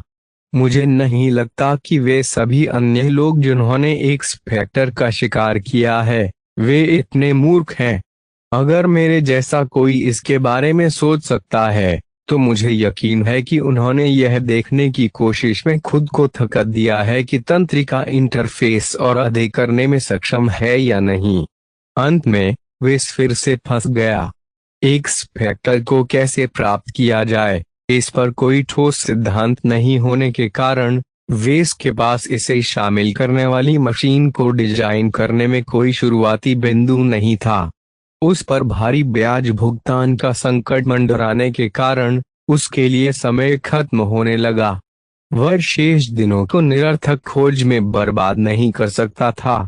लकी ने अंदर घुसने के लिए यही समय चुना। लापरवाही से चलते हुए यांत्रिक बिल्ली ने वेस के पैरों के सामने चमकदार नीला नीलमणि गिरा दिया। फिर इसने अपने पतले लेकिन जीवंत शरीर से उसके पैरों को जकड़ लिया। एक और रत्न मैं देख रहा हूँ। कम से कम आपने इसे दोबारा पिछवाड़े में नहीं दफनाया। वेस ने चमचमाते नीले रत्न को उठाया और एक छोटी सी तिजोरी में रखने से पहले उसका संक्षिप्त निरीक्षण किया। अच्छा काम, दोस्त। वेस ने ब्रेक लिया। उसने अपनी रत्न बिल्ली उठाई और सोफे पर बैठ गया। उसने बिल्ली की धातु की खाल को खरोंचा। वास्तव में निश्चित नहीं था कि बिल्ली ने उसकी उंगलियों को महसूस भी किया था या नहीं, लेकिन निश्चित रूप से उसने वैसा ही अभिनय किया। वेस की गोद में आराम से लेटते ही लकी ने अपनी आंखें बंद कर लीं। जैसे ही उसने लकी की ओर देखा, उसके दिमाग में एक अजीब विचार आया। क्या आप जीवित हैं? बिल्ली ऐसे बड़बड़ाती रही मानो उसे प्रश्न समझ ही नहीं आया हो। लेकिन वेस को पता था कि रत्न बिल्ली वह दिखने में उससे कहीं अधिक चालाक थी। इसमें एक औसत घरेलू बिल्ली के विचारों की तुलना में कहीं अधिक परिष्कृत आई था। जिंदगी क्या है? जीवन के सदियों पुराने प्रश्न ने पिछले कुछ वर्षों में काफी विवाद उत्पन्न किया है। कई वैज्ञानिकों ने उल्लेख किया है कि जीवन में सीखने, अनुकूलन करने और पुनरुत्पादन करने की क्षमता है। जीवन की ये नैदानिक परिभाषाएं जीवन के सभी प्रकारों को शामिल करने का प्रयास करती हैं, यहाँ तक कि सबसे छोटे बैक्टीरिया को भी। इसने इस स्थिति में उपयोग के लिए परिभाषा को बहुत व्यापक बना दिया। इसके बजाय वेस को आश्चर्य हुआ कि क्या लकी को जीवित प्राणी कहा जा सकता है। निश्चित रूप से वह शायद किसी अन्य यांत्रिक बिल्ली के साथ संभोग नहीं कर सका, लेकिन लकी किसी भी अन्य पालतू जानवर से अलग नहीं था। चाहे लकी की प्रतिक्रियाएं अनायास बनी हो या संभावित प्रतिक्रियाओं की एक बड़ी स्क्रिप्ट के माध्यम से, इससे कोई फर्क नहीं पड़ता। मनुष्य ने उसी तरह से काम किया। यदि कोई अपने सूक्ष्मदर्शी को खींचता और किसी व्यक्ति की कोशिकाओं और डीएनए में गहराई तक उतर जाता, मुझे इसकी परवाह नहीं कि वैज्ञानिक और विशेषज्ञ क्या कहते हैं। चूंकि आप अपनी भावनाओं को व्यक्त करने में सक्षम हैं, आप मेरी किताब में जीवित हैं। वेस को भी पूरा यकीन था कि एक फैक्टर को अनलॉक करने की कुंजी भावनाओं में छिपी है। यदि लकी प्यार, नफरत, भय और घृणा जैसी भावनाओं को व्यक्त कर सकता है, तो मैं क्यों नहीं। निश्चित रूप से वैज्ञानिकों की नजर में ऐसे अनावश्यक विचारों को किन्वित करने के लिए किसी मेक के पास प्रोग्रामिंग नहीं थी। लेकिन क्या होगा अगर एक मशीन ने तंत्रिका नाकाबंदी को दरकिनार कर दिया। यह अपनी भावनाओं को बनाने के लिए पायलट के जटिल तंत्रिका तंत्र को उधार ले सकता है।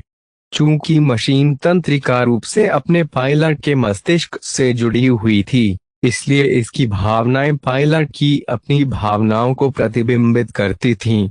एक मेक का गुस्सा उसके पायलट की प्रतिद्वंद्वी के प्रति शत्रुता को स्पष्ट रूप से प्रतिबिंबित करेगा। यह केवल पायलट की वर्तमान मनोदशा को बढ़ाएगा और तंत्रिका इंटरफेस में कुछ भी असामान्य प्रदर्शित नहीं करेगा। मैं वहां तक पहुंचने की कोशिश कर रहा हूं। मेरे जैसा नौसिखिया डिजाइनर इसे कैसे सही कर सकता है, जबकि अनगिनत विशेषज्ञ इस अंतर से चूक गए। इस बिंदु पर वे दूसरों की राय की परवाह करना बंद कर दिया। उन्होंने इसे सरल रखा। लकी जीवित है, सिस्टम भी एक जीवित प्राणी है। यदि ये दोनों संस्थाएं जीवन के लिए सक्षम हैं, तो मेरा मानना है कि मैक भी जीवित रह सकते हैं। यदि उन्होंने दशकों तक एक फैक्टर का अध्ययन करने वाले शोधकर्ताओं में से किसी एक के सामने ये शब्द प्रस्तुत किए, तो उनका मजाक उड़ाया जाएगा और उनका उपहास किया जाएगा। यह एक मूर्खतापूर्ण लगने वाला तर्क था जो पूरी तरह से व्यक्तिपरक वास्तविक अनुभव पर निर्भर था। लेकिन जब उसने नीचे देखा और लकी की पीठ पर हाथ फेरा, तो उसे कोई पछतावा नहीं हुआ। मैं इसे किसी भी बेहतर तरीके से व्यक्त नहीं कर सकता, लेकिन मेरे दोषपूर्ण तर्क से कोई फर्क नहीं पड़ता। मेरा विश्वास ही काफी है। मेरा दिल मुझसे कहता है कि मैं सही दिशा में देख रहा हूँ, और यह काफी अच्छा है। अब इसने अंतः जीवन और एक फैक्टर के बीच संबंध की कुछ हद तक सुसंगत तस्वीर प्राप्त कर ली है। उसे ऐसा महसूस हुआ जैसे कोई वजन गायब हो गया हो। अब मुझे सिद्धांत को व्यवहार में लाना है। वेस एक नई मशीन डिजाइन करने के लिए तैयार था। आशा है कि इसने इस फैक्टर को अनलॉक कर दिया है। अध्याय 19। रीबॉर्न। वेस ने CIA के नीरो का दोबारा दौरा किया। उन्हें इस मशीन पर कभी गर्व नहीं हुआ, भले ही उन्होंने इस पर काम करते समय सीजर ऑगस्टस के बारे में बहुत कुछ सीखा। नीरो में उनके द्वारा लागू किए गए छोटे समाधानों ने ही उन्हें कम भयानक सीजर ऑगस्टस बनाने में मदद की। उस संबंध में वे मामूली रूप से सफल रहे। जब वेस ने फिर से अपनी बिक्री की जांच की, तो उसने देखा कि नीरो पहले ही एक बार पूरे 60,000 क्रेडिट के लिए बेचा जा चुका था। कम से कम मुझे अपने अगले मॉडल के कच्चे माल के भुगतान के बारे में चिंता करने की जरूरत नहीं है। वेस को नीरो हमेशा आधा अधूरा काम लगता था। अब जब वह बहुत सारे नए विचारों के साथ वापस आया, तो वे इसके डिजाइन को फिर से देखना चाहता था और देखना चाहता था कि क्या वे इसे एक ऐसी मशीन में बदल सकता है जो पायलटों को एक स्पेक्टर तक पहुंचने में सक्षम बनाता है। वेस ने मेक डिजाइनर सिस्टम खोला और डिजाइनर पृष्ठ पर स्विच किया। डिजाइनर ने अपने सभी पुराने डिजाइन संग्रहित किए, इसलिए उसने नीरो को आसानी से खींच लिया। जब उन्होंने सीएए के डिजाइन को संशोधित किया, तो उन्होंने इसकी लागत को कम करने और इसकी दक्षता बढ़ाने पर आधारित परिवर्तन किए। उन्होंने सीजर ऑगस्टस को एक रोबोट के रूप में माना और इसकी संभवतः गैर मौजूद भावनाओं की परवाह किए बिना इसके आंतरिक हिस्सों को पुनर्व्यवस्थित किया। वेस को यकीन नहीं था कि इस तरह काम करना सही दृष्टिकोण था। एक स्पेक्टर के बारे में उनकी मान्यताओं में भावनाओं ने एक महत्वपूर्ण भूमिका निभाई। हालांकि वह अभी भी निश्चित नहीं था कि एक विशाल मशीन में इन भावनाओं को कैसे उत्पन्न किया जाए, उसके पास कुछ अनुमान थे जिन्हें वे आजमा सकता था। सबसे पहले उन्होंने एक डिजाइनर की भावनाओं और इरादों को सिद्ध किया और एक सक्षम भूमिका निभाई।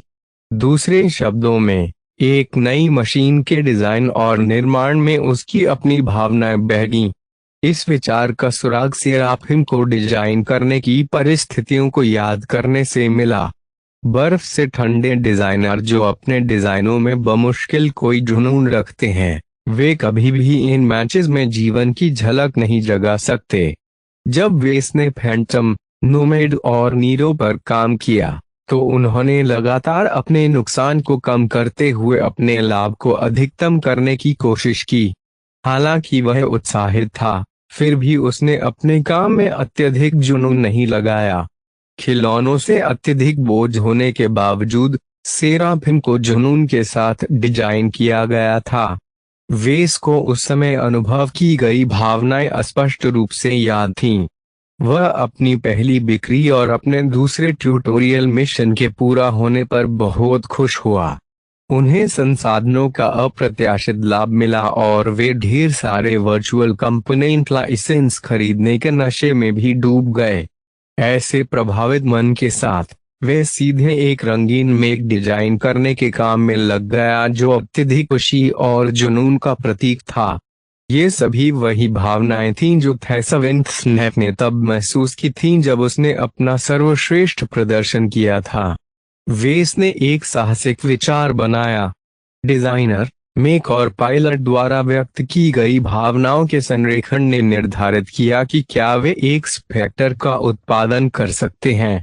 एक स्पेक्टर वेस के बारे में लगभग हर अटकलें गैलेक्टिक नेट पर पड़ी गई जो केवल मैक और उसके पायलट पर केंद्रित थीं। इसमें डिजाइनर को लगभग कभी भी शामिल नहीं किया गया।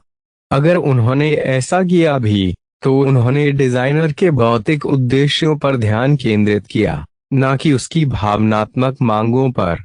एक योद्धा के हाथ में तलवार कैसे चमक सकती है जब लोहार ने उसे यूं ही बना दिया हो। वेस के दावे का कोई सबूत नहीं था कि शिल्पकार मायने रखता था।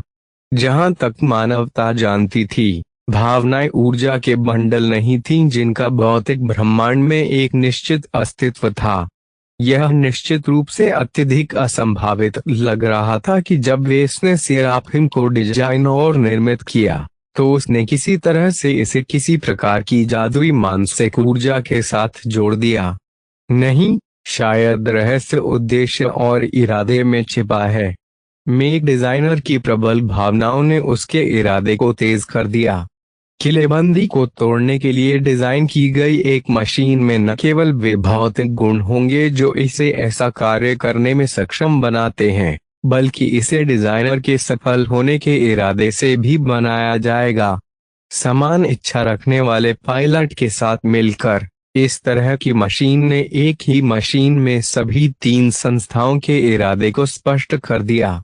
नई नीरो को एक उद्देश्यपूर्ण उपहार देने के लिए वेस को सबसे पहले इसके बेस मॉडल के इरादे पर नजर डालनी पड़ी। सीजर ऑगस्टस एक युवा बिगड़ैल मेक डिजाइनर की इच्छा का उत्पाद है। प्रदर्शन। वेस ने जेसन कोज़लोस्की के पदार्पण को याद करते हुए निष्कर्ष निकाला। उस समय इसे सर्वश्रेष्ठ ऑलराउंडर करंट जेन में के रूप में बनाया गया था। जेसन स्पष्ट रूप से अपनी मांगों में विनम्र नहीं था। हालांकि उनके पास एक ऐसी चीज थी जो कई अन्य मेक डिजाइनरों के पास नहीं थी। जब उन्होंने सीजर ऑगस्टस को डिजाइन किया तो वे अविश्वसनीय रूप से भावुक थे। नेशनल एरोमोटिव्स के उत्तराधिकारी ने शर्त लगाई कि वह 1 महीने में डिजाइन तैयार कर देगा।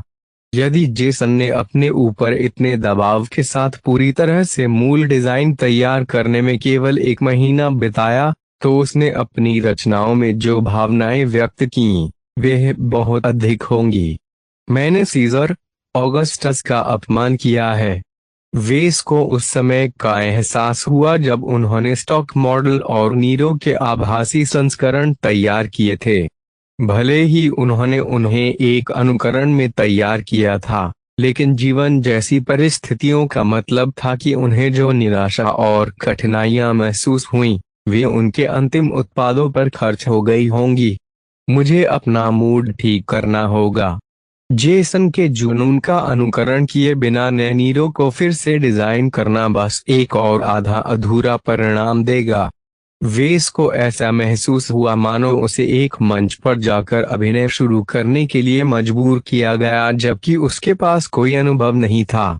केवल एक चीज जो वह कर सकता था वह उस समय को याद करना था जब वह अभी भी युवा और उज्जवल था। अपनी मूडी किशोरावस्था शुरू होने से पहले वह अपने पिता के नक्शे एकदम पर चलने और एक मेक पायलट बनने का सपना देखा करता था। मैं तब अनुभवहीन था, भोला लेकिन खुश, बिल्कुल वैसा ही जैसा जेसन ने 30 साल पहले महसूस किया था जब उसने एस्टेलोन से स्नातक किया था। हालांकि वे युवा और अहंकारी मनोदशा को जगाने में सफल नहीं हुए, वे इस कुछ हद तक खुद में आत्मविश्वास जगाने में कामयाब रहे। मेरे पास अपने अतीत में देखने के लिए कुछ भी महान नहीं है, लेकिन सिस्टम की मदद से मैं अभी भी उन चमत्कारों का सपना देख सकता हूं जिन्हें मैं भविष्य में अनुभव करूंगा। सीजर ऑगस्टस का मुख्य गुण पूर्ण आत्मविश्वास दिखाना था। जेसन का मानना था कि उसने जो मेक डिजाइन किया था वह वर्तमान पीढ़ी का सबसे अच्छा था। इसने समान तकनीकी सीमा के भीतर किसी भी फ्रंटलाइन या विशिष्ट तंत्र को पीछे छोड़ दिया। केवल प्रथम श्रेणी के राज्यों द्वारा सावधानी पूर्वक विकसित और छिपाकर रखे गए सबसे उन्नत नेक्स्ट जेन मॉडल ही इसे निष्पक्ष लड़ाई में हरा सकते थे, और उनमें को आमतौर पर जनता से छिपाकर रखा जाता था। केवल सबसे बड़े साम्राज्यों की प्रतिभाओं द्वारा सबसे कठिन लड़ाइयों में नियोजित किया जाता था। दूसरे शब्दों में, सीजर ऑगस्टस के पास अहंकारी होने का कारण था। सीजर ऑगस्टस के पीछे की अहंकारी और अहंकारी मानसिकता के साथ अपने आत्मविश्वासपूर्ण मूड का मिलान करने के बाद वेस नीरो के साथ समायोजन करने के लिए काम पर चला गया। स्वाभाविक रूप से नीरो की शारीरिक क्षमताओं में सुधार के परिप्रेक्ष्य में उसके पास सीमित विकल्प ही थे। आखिरकार नीरो को डिजाइन करने के बाद से उसने कोई नया उपकौशल नहीं सीखा था। वह जेसन का अनुकरण करने के गलत इरादे से अपना सारा काम रद्द नहीं कर सका। इसके बजाय उन्होंने बेस मॉडल का आकर्षण वापस लाने की कोशिश की। वेस ने मूल रूप से जेसन द्वारा सीएमए के कवच में शामिल की गई छोटी छोटी विसंगतियों को दूर कर दिया था। वह उन्हें मिला कुचला फल फूल मानता था जिसका कोई मूल्य नहीं होता। अब उन्होंने देखा कि बेकार दिखने वाली रूपरेखा ने इसकी दबंग छवि को बढ़ाया है। इसके बाद उन्होंने इसके आंतरिक भाग पर ध्यान दिया। मूल नीरो के निर्माण के लिए उन्होंने जो परिवर्तन किए वे मामूली अनुकूलन थे। उन्होंने विनाशकारी दोषों के जोखिम को कम कर दिया और मेक को बनाए रखना आसान बना दिया, लेकिन परिवर्तनों के पीछे अंतर्निहित विचार यह था कि उन्होंने मेक को और अधिक डरपोक बना दिया। जेसन ने सीएमए को शो स्टॉपिंग एलीट के रूप में डिजाइन किया, जिसका ध्यान पूरी तरह से इसकी मार्शल क्षमता पर था और इसकी व्यावहारिकता पर पर्याप्त ध्यान नहीं दिया गया। वेस को किसी तरह दो विपरीत इरादों में सामंजस्य बिठाना पड़ा। एक तो नीरो के रखरखाव और मरम्मत को और अधिक व्यावहारिक बनाने की आवश्यकता थी। दूसरा था सीजर ऑगस्टस की आक्रामक बढ़त को बरकरार रखना। जिस तरह से वेस ने इसके बारे में निर्णय लिया वह कुछ बदलावों को वापस करना और कुछ नए लागू करना था। सीजर ऑगस्टस ने लापरवाही की हद तक आत्मविश्वास पर जोर दिया। नीरो ने कायरता की हद तक आत्म संरक्षण पर जोर दिया। इसलिए नीरो रेडिविडस को इस क्षमता पर ध्यान केंद्रित करना चाहिए कि उसके सिस्टम बेहतर प्रदर्शन कर सकें। मूलतः वेस ने बेस मॉडल में अंतर्निहित अधिकांश अहंकार को छोड़ दिया। चूंकि उन्होंने कोई बड़ा बदलाव नहीं किया था, वेस ने केवल आधे दिन के बाद अपने नीरो को अपडेट करना समाप्त कर दिया।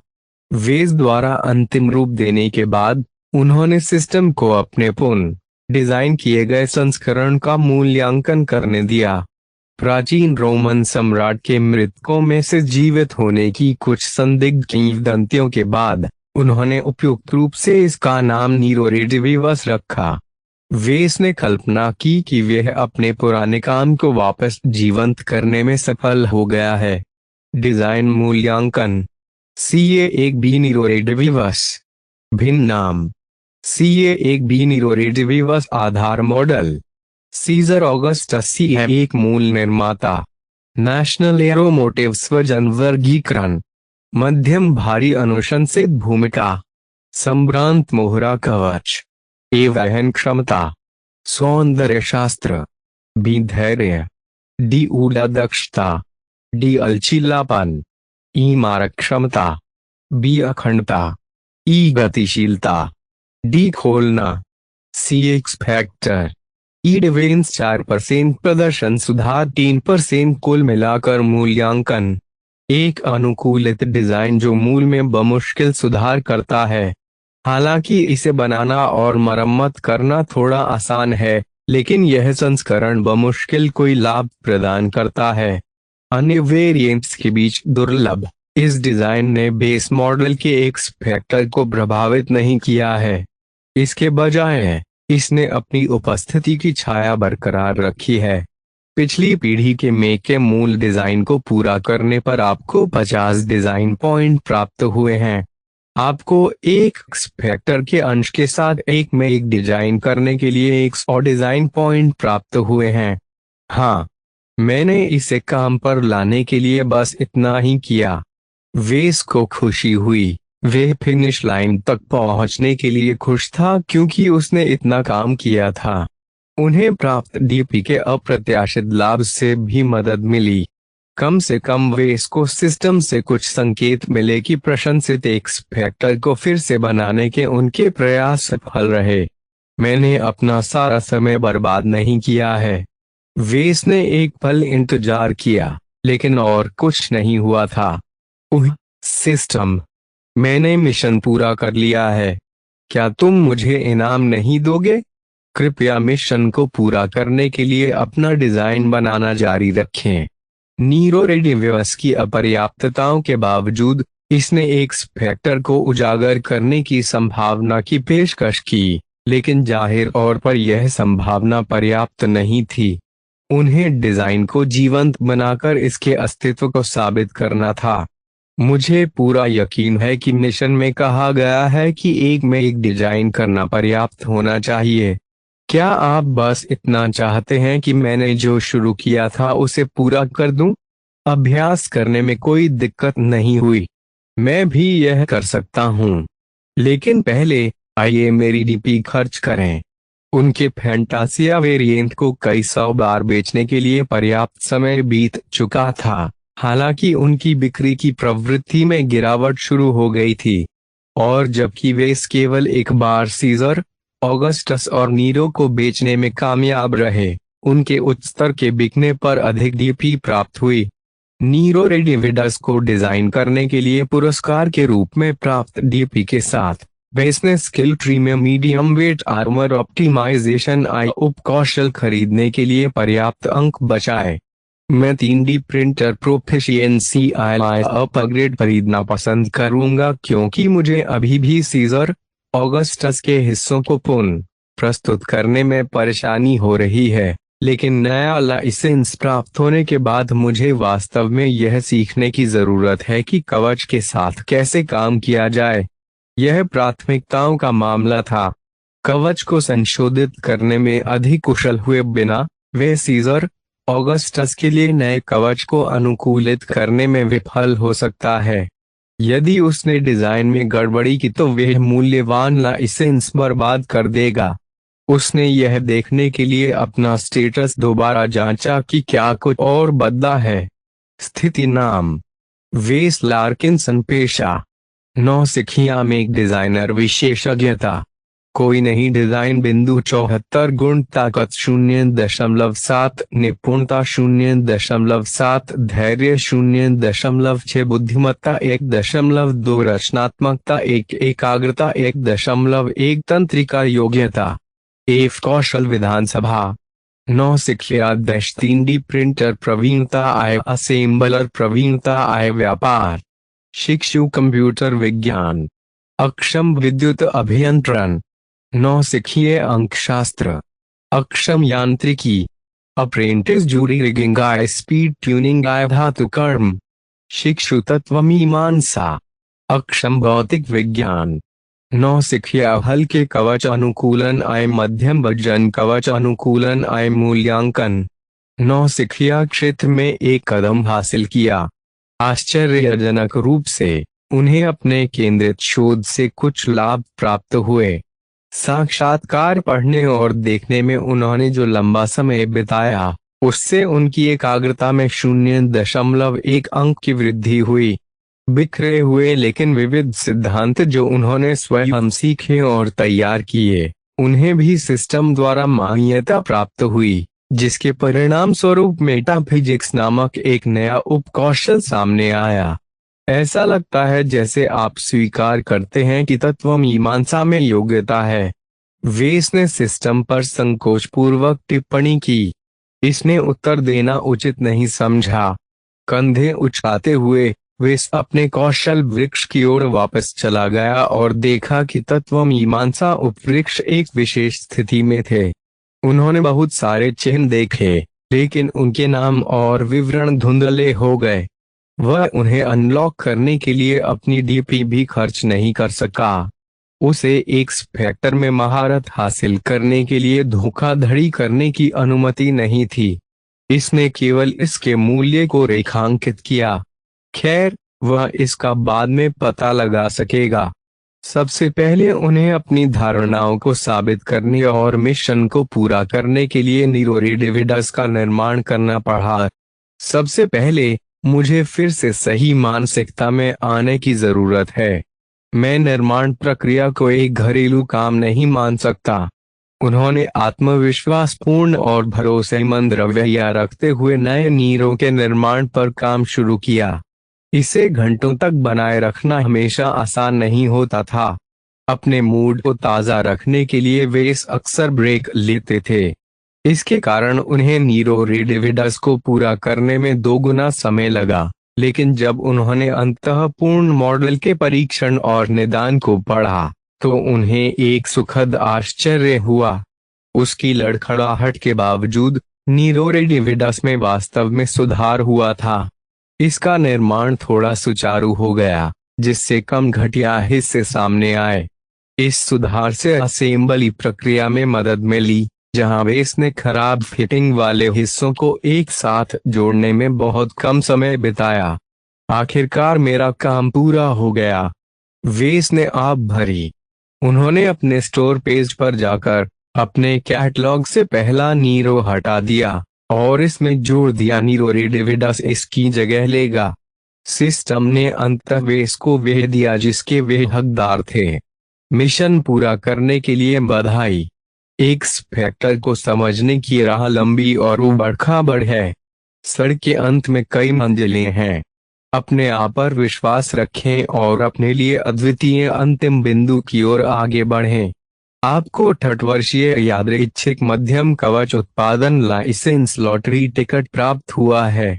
कृपया अपना टिकट भुनाने के लिए लॉटरी पृष्ठ पर जाएं। आपको 200 टन मध्यम कवच कच्चे माल का पैकेज प्राप्त हुआ है। कृपया पैकेज खोलने के लिए अपनी इन्वेंटरी पर जाएं। वेस पहले से ही उल्लास से भर गया था। मेरी किस्मत हाल ही में खराब रही है। इस बार स्वर्ग को अवश्य ही मुझे मुआवजा देना होगा। उम्मीद है कि मुझे किसी अन्य शिवालय का सामना नहीं करना पड़ेगा। अध्याय 20। कवच उत्पादन लाइसेंस प्राप्त करने के लिए कवच वेस ने लंबे समय तक इंतजार किया। अच्छे लोगों की कीमत कम से कम एक उन्नत मेज लाइसेंस जितनी होती है, लेकिन सस्ते बिन कवच की कीमत भी काफी पैसा होती है। एक अच्छे कवच प्रणाली के लाइसेंस के लिए 100 मिलियन ब्राइट क्रेडिट की मांग करना उचित माना गया। बेशक, अगर वे वास्तव में हताश था, तो वे एक पुराने कवच या यहाँ तक कि इतनी पुरानी चीजों का लाइसेंस ले सकता था, जिसके मालिकों ने इसके उपयोग के लिए लाइसेंस चार्ज करने की भी जहमत नहीं उठाई। उत्तरार्ध उपयोगी था यदि वेस ने एक नागरिक मशीन बनाई, जैसे कि गोदामों में कंटेनर उठाने या खेत में फसल बोने के लिए डिजाइन की गई मशीन। ऐसा कोई रास्ता नहीं था कि वह कभी किसी युद्धक यंत्र में ऐसे सड़े हुए कवच को लागू कर पाता। कोई भी पायलट जिसने इतनी खराब बख्तर बंद मशीन को युद्ध के मैदान में लाने का फैसला किया, वह एक ही शॉट में गोली चलाने की मांग कर रहा था। मेक के 400 साल के विकास चक्र में उनके डिजाइन के साथ आने वाले घटक भी समय के साथ विकसित हुए। लेजर अधिक कुशल हो गए, जिससे वे कम गर्मी में अधिक नुकसान से निपटने में सक्षम हो गए। बैलिस्टिक हथियार में प्रणोदक और विस्फोटकों की नई पुनरावृत्तियां शामिल थीं। ऊर्जा कोशिकाओं ने अत्यधिक ऊर्जावान ईंधन और उन्नत बैटरियों के कार्यान्वयन के साथ मशीन को अधिक ऊर्जा प्रदान की। बढ़ते हथियारों के सामने मेक के कवच को उनकी गति से मेल खाना था। मेक इतिहास में कुछ ऐसे क्षण थे जब गोलाबारी उस अवधि के कवच स्तर पर हावी थी। वह दुखद समय था जब युद्धों ने इसमें शामिल सभी पक्षों को भारी नुकसान पहुंचाया। अन्य समय में जब कवच स्थिर हथियारों के खिलाफ आसानी से सहन कर लेता था, तो संघर्ष अक्सर थका देने वाले युद्धों में बदल जाते थे, जिससे अनुमान से कहीं अधिक संसाधनों की बर्बादी होती थी। केवल तभी जब मारक क्षमता का स्तर कवच के स्तर से मेल खाता हो, तभी युद्ध कम और सीमित रह सकते थे। इस काल में अधिक युद्ध प्रारंभ हुए, परंतु वे शीघ्र ही समाप्त भी हो गए। उम्मीद है कि लॉटरी से मुझे कुछ औसत मिलेगा।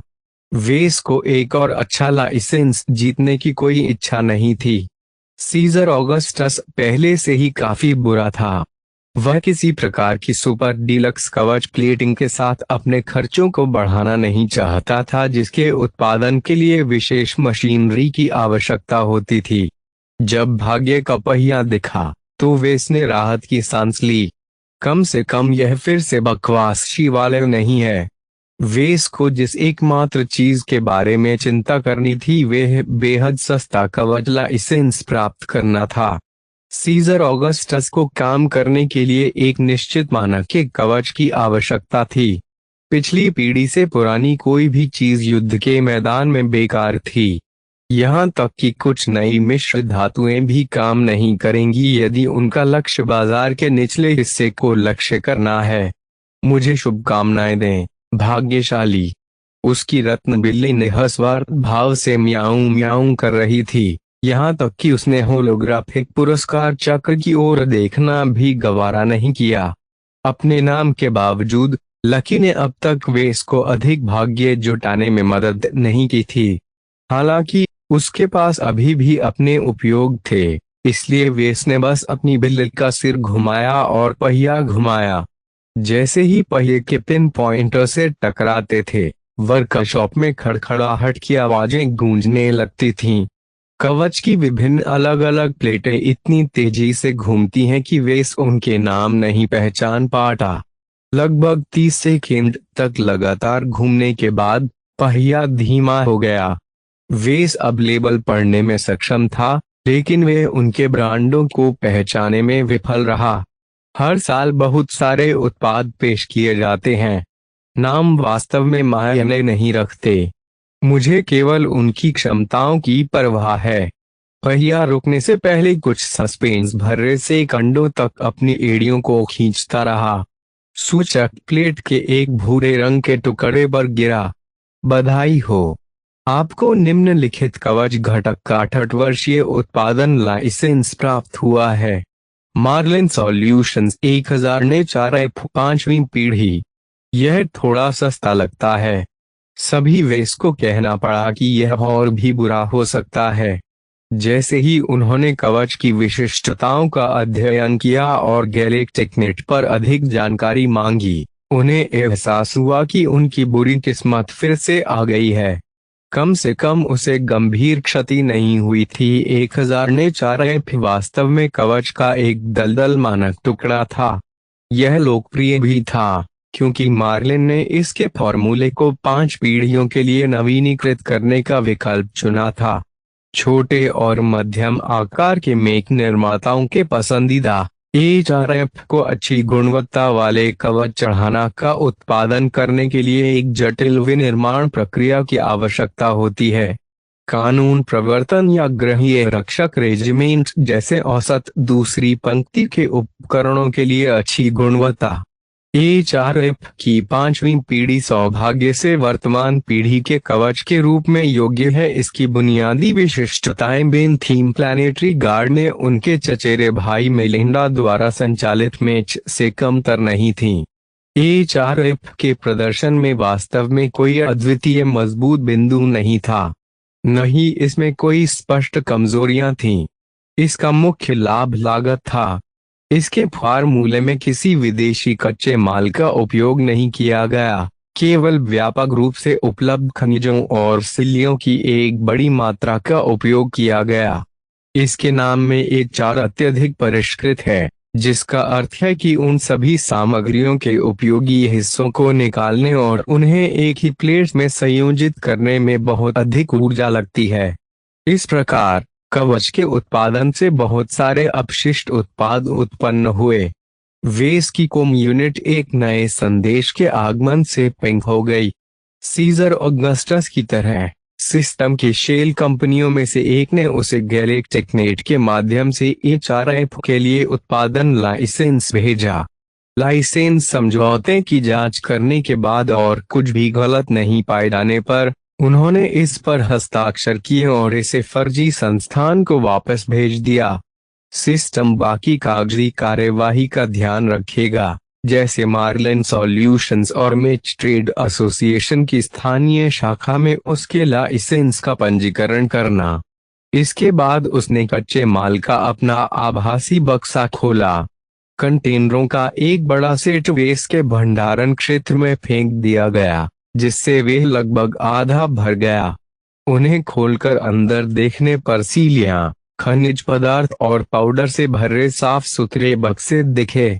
लानत है, यदि मेरे पास कोई अन्य कवच लाइसेंस होता तो 200 टन कुछ अतिरिक्त मशीनों के लिए पर्याप्त होना चाहिए, लेकिन HRF इतना अधिक इनपुट बर्बाद करता है कि मुझे यह भी यकीन नहीं है कि मैं 2 मशीनों के लिए पर्याप्त प्लेटें तैयार कर सकता हूं। यदि वेस ने खुले बाजार से 200 टन खरीदा तो उसे लगभग 20 मिलियन ब्राइट क्रेडिट देना होगा। उन्हें कवच की तैयार प्लेटों में संसाधित करने में बहुत अधिक ऊर्जा और काफी समय खर्च होता था, इसलिए वे इसको अपने अगले बिजली बिल में हजारों क्रेडिट का भुगतान करने की भी आवश्यकता थी। यही कारण है कि उन्होंने इस मिशन के लिए सिस्टम के पुरस्कारों की सराहना की। उन्हें उपहार में दी गई सामग्री ने बड़ी मात्रा में परेशानी बचाई। अधिकांश मशीनों के लिए इसकी अत्यधिक उच्च सामग्री आवश्यकताओं के कारण कवच चढ़ाना की लागत सबसे अधिक होती है। पावर रिएक्टर और इंजन जैसे अन्य घटकों ने इसके निर्माण में बहुत अधिक सटीकता की मांग की, लेकिन इसकी सामग्रियों की बहुत कम मांग की। उनका मुख्य मूल्य उनकी परिष्कृत वास्तुकला में निहित है, जो बौद्धिक संपदा के अंतर्गत आता है जिसे लाइसेंस पहले से ही कवर करता है। वेस ने पहली बार 60 वर्षीय सीजर ऑगस्टस उत्पादन लाइसेंस प्राप्त करने के तुरंत बाद उसकी कीमत की जांच की थी। ऐसी कीमतों को सार्वजनिक नहीं किया गया था, इसलिए उन्हें कुछ अनुमान खोजने के लिए कुछ मंच प्रशंसक साइटों पर जाना पड़ा। माना जाता है कि लाइसेंस की कीमत 500 मिलियन से लेकर 2 बिलियन ब्राइट क्रेडिट तक थी। जेसन ने अपने मेक को विभिन्न कंपनियों के सामानों से भर दिया। इसमें कोई आश्चर्य की बात नहीं है कि जब वह अपनी मशीन का लाइसेंस देता है तो वे सभी पाई का एक टुकड़ा चाहते हैं। व्यापार इसी तरह चलता था। यह बेहद भाग्यशाली था कि वेस ने सिस्टम के माध्यम से लाइसेंस अर्जित किए थे। यदि उसे अन्य तरीकों का सहारा लेना पड़ता तो उसे अपनी स्वतंत्रता पर हस्ताक्षर करने के लिए मजबूर होना पड़ता। उदाहरण के लिए, यदि वेस ने अपनी कंपनी के स्टॉक की बहुमत हिस्सेदारी बेच दी तो एक प्रतिस्पर्धी निर्माता अपने बचे हुए लाइसेंस को उधार दे सकता है। किसी भी अन्य में डिजाइनर के लिए, यदि कोई उनके स्टार्टअप में निवेश करने का निर्णय लेता है तो वे भाग्यशाली महसूस करेंगे। जिस व्यक्ति के पास वेस जैसी प्रणाली है, उसके लिए जहर पीकर प्यास बुझाना समान होगा। उन्होंने किसी के बंधन में बंधने से इनकार कर दिया। यंग टाइगर्स प्रदर्शनी शुरू होने में केवल 4 सप्ताह बचे थे। वे एक व्यवहार्य डिजाइन पूरा करना चाहते थे जिसे वे कार्यक्रम में भाग लेने वाले अभिजात वर्ग को दिखा सकें। सीजर ऑगस्टस पर आधारित किसी भी मॉडल का निर्माण और बिक्री वेस के लिए अपने ब्याज भुगतान को पूरा करने से पहले सीमित समय में हासिल करना अभी भी बहुत मुश्किल था। हालांकि बेस मॉडल अभी भी वर्तमान पीढ़ी के मॉडल के साथ प्रतिस्पर्धा कर सकता है, सीजर ऑगस्टस के पास ग्राहकों का केवल एक छोटा सा समूह था। पहले मशीन का उत्पादन करना और बाद में बेचने के लिए गैलेक्टिक नेट पर कुछ विज्ञापन डालना व्यवहार्य नहीं था। कुछ यादृच्छिक पायलटों को अपने काम पर ठोकर खाने के लिए एक सस्ता विशिष्ट उपकरण खरीदने में कई साल लग सकते हैं। तब तक वह दिवालिया हो चुका होगा। नहीं, पहले ग्राहक की तलाश करना बेहतर है। मेरे पास बचा हुआ आधा महीना बर्बाद नहीं करूंगा। मैं मशीन बनाने का निरर्थक काम नहीं करना चाहता। मैं इसकी बिक्री से कभी कुछ नहीं कमाऊंगा। उम्मीद है कि इस साल इतने बहुत सारे अमीर लोग आएंगे। वैसे भी चलो घोड़े के आगे गाड़ी न रखें। मुझे नए डिजाइन के साथ काम करने की जरूरत है। वेस ने मेक डिजाइनर सिस्टम के विशिष्ट डिजाइनर को लोड किया और उसके उपलब्ध मॉडलों को देखा। उन्होंने नीरो रेडिविडस पर दोबारा विचार करने पर विचार किया, जिससे उनका काफी समय बचेगा, या फिर बेस मॉडल से शुरुआत करनी होगी। दोनों विकल्पों के अपने फायदे और नुकसान थे। हालांकि मेरे पास समय की कमी है, फिर भी 4 सप्ताह काफी होने चाहिए। इससे भी अधिक महत्वपूर्ण बात यह है कि मैं शुरू से ही एक्स फैक्टर को ध्यान में रखते हुए एक वेरिएंट डिजाइन करना शुरू कर देता हूं। अगर मैं नीरो पर काम करना जारी रखूंगा तो मैं मिश्रण करके इसे और भी उलझा दूंगा विभिन्न भावनाओं और इरादों में। वह निश्चित रूप से एक अच्छी मशीन डिजाइन करने में सक्षम होगा, न कि एक मजबूत एक्स फैक्टर वाली मशीन। यदि मैं बड़े पैमाने पर उत्पादन मॉडल डिजाइन कर रहा हूं तो एक्स फैक्टर बहुत मायने नहीं रखता। लेकिन अगर मैं सीजर ऑगस्टस पर आधारित कुछ बेचना चाहता हूं तो मुझे इसे एक ऐसे अभिजात वर्ग के लिए तैयार करना होगा जो एक भागीदार के रूप में अपनी कंपनी को महत्व देता है। मैं इस मुद्दे पर बिल्कुल भी लापरवाह नहीं हो सकता। बेस मॉडल लोड होने के कारण वेस को इधर उधर घूमने की कोई जल्दी नहीं थी। एक्स फैक्टर को साकार करने के बारे में उनके स्वनिर्मित सिद्धांत के अनुसार डिजाइनर, मेक और पायलट के इरादों को संरेखित करना था। यह सरल लग रहा था, लेकिन वेस कोई मूल मशीन डिजाइन नहीं कर रहा था। इसके बजाय उन्होंने किसी अन्य डिजाइनर के मौजूदा काम को अपनाया। यदि किसी मशीन में कई डिजाइनर हों तो एक्स फैक्टर का वास्तव में क्या होता है? नीरो रेडिविडस ने दिखाया कि नीरो के पहले संस्करण के विपरीत एक्स फैक्टर बेस मॉडल से गायब नहीं हुआ था। इसका मतलब यह था कि यदि दो डिजाइनरों के इरादे और भावनाएं ओवरलैप होगी तो एक्स फैक्टर को संरक्षित किया जाएगा। यह उनके सिद्धांत से मेल खाता है। लेकिन क्या होगा अगर उसका इरादा मूल डिजाइनर से विपरीत हो? मान लें कि डिजाइनर एक ने एक में एक डिजाइन विकसित किया है जो रक्षा पर जोर देता है। डिजाइनर दो आता है और डिजाइन का एक ऐसा संस्करण बनाता है जो अपराध पर बहुत अधिक ध्यान केंद्रित करता है। क्या विरोधी इरादे खुद को बेअसर कर देंगे, या डिजाइनर दो के इरादे डिजाइनर एक की मूल छाप को खत्म कर देंगे? सच्चाई इन दोनों का मिश्रण हो सकती है, जहां डिजाइनर दो का इरादा प्रमुख हो जाता है लेकिन पतले रूप में। मेरे पास इरादों के साथ प्रयोग करने के लिए पर्याप्त समय नहीं है। वेस ने अपने इरादे को सरल बनाए रखने का फैसला किया, जो कि बेस मॉडल से टकराता नहीं था। मैं एक ऐसी मशीन चाहता हूं जो अपना प्रभुत्व बरकरार रखे। हालांकि आधुनिक युद्ध क्षेत्र में मुख्य आधार बनने के लिए यह बहुत पुराना हो चुका है, फिर भी यह नागरिक और भाड़े के सैनिकों पर शासन कर सकता है। एक युद्ध घोड़ा, एक आक्रामक मशीन जिसे पायलट को अपना कौशल दिखाने की आवश्यकता होने पर अपना सर्वश्रेष्ठ प्रदर्शन करने की आवश्यकता होती है। इसे लंबे समय तक उलझे रहने और दुश्मन को मात देने की कोशिश करने की जरूरत नहीं थी। यह अपने रास्ते में आने वाली किसी भी बाधा को तोड़ना और तोड़ना पसंद करता था। अपने नए संस्करण के लिए उनके मन में पहले से ही एक नाम था, मार्क एंटनी। एक दुष्ट और हरामी, फिर भी उसने जूलियस सीजर नामक किसी व्यक्ति के अधीन एक साहसी घुड़सवार सेनापति के रूप में कार्य किया।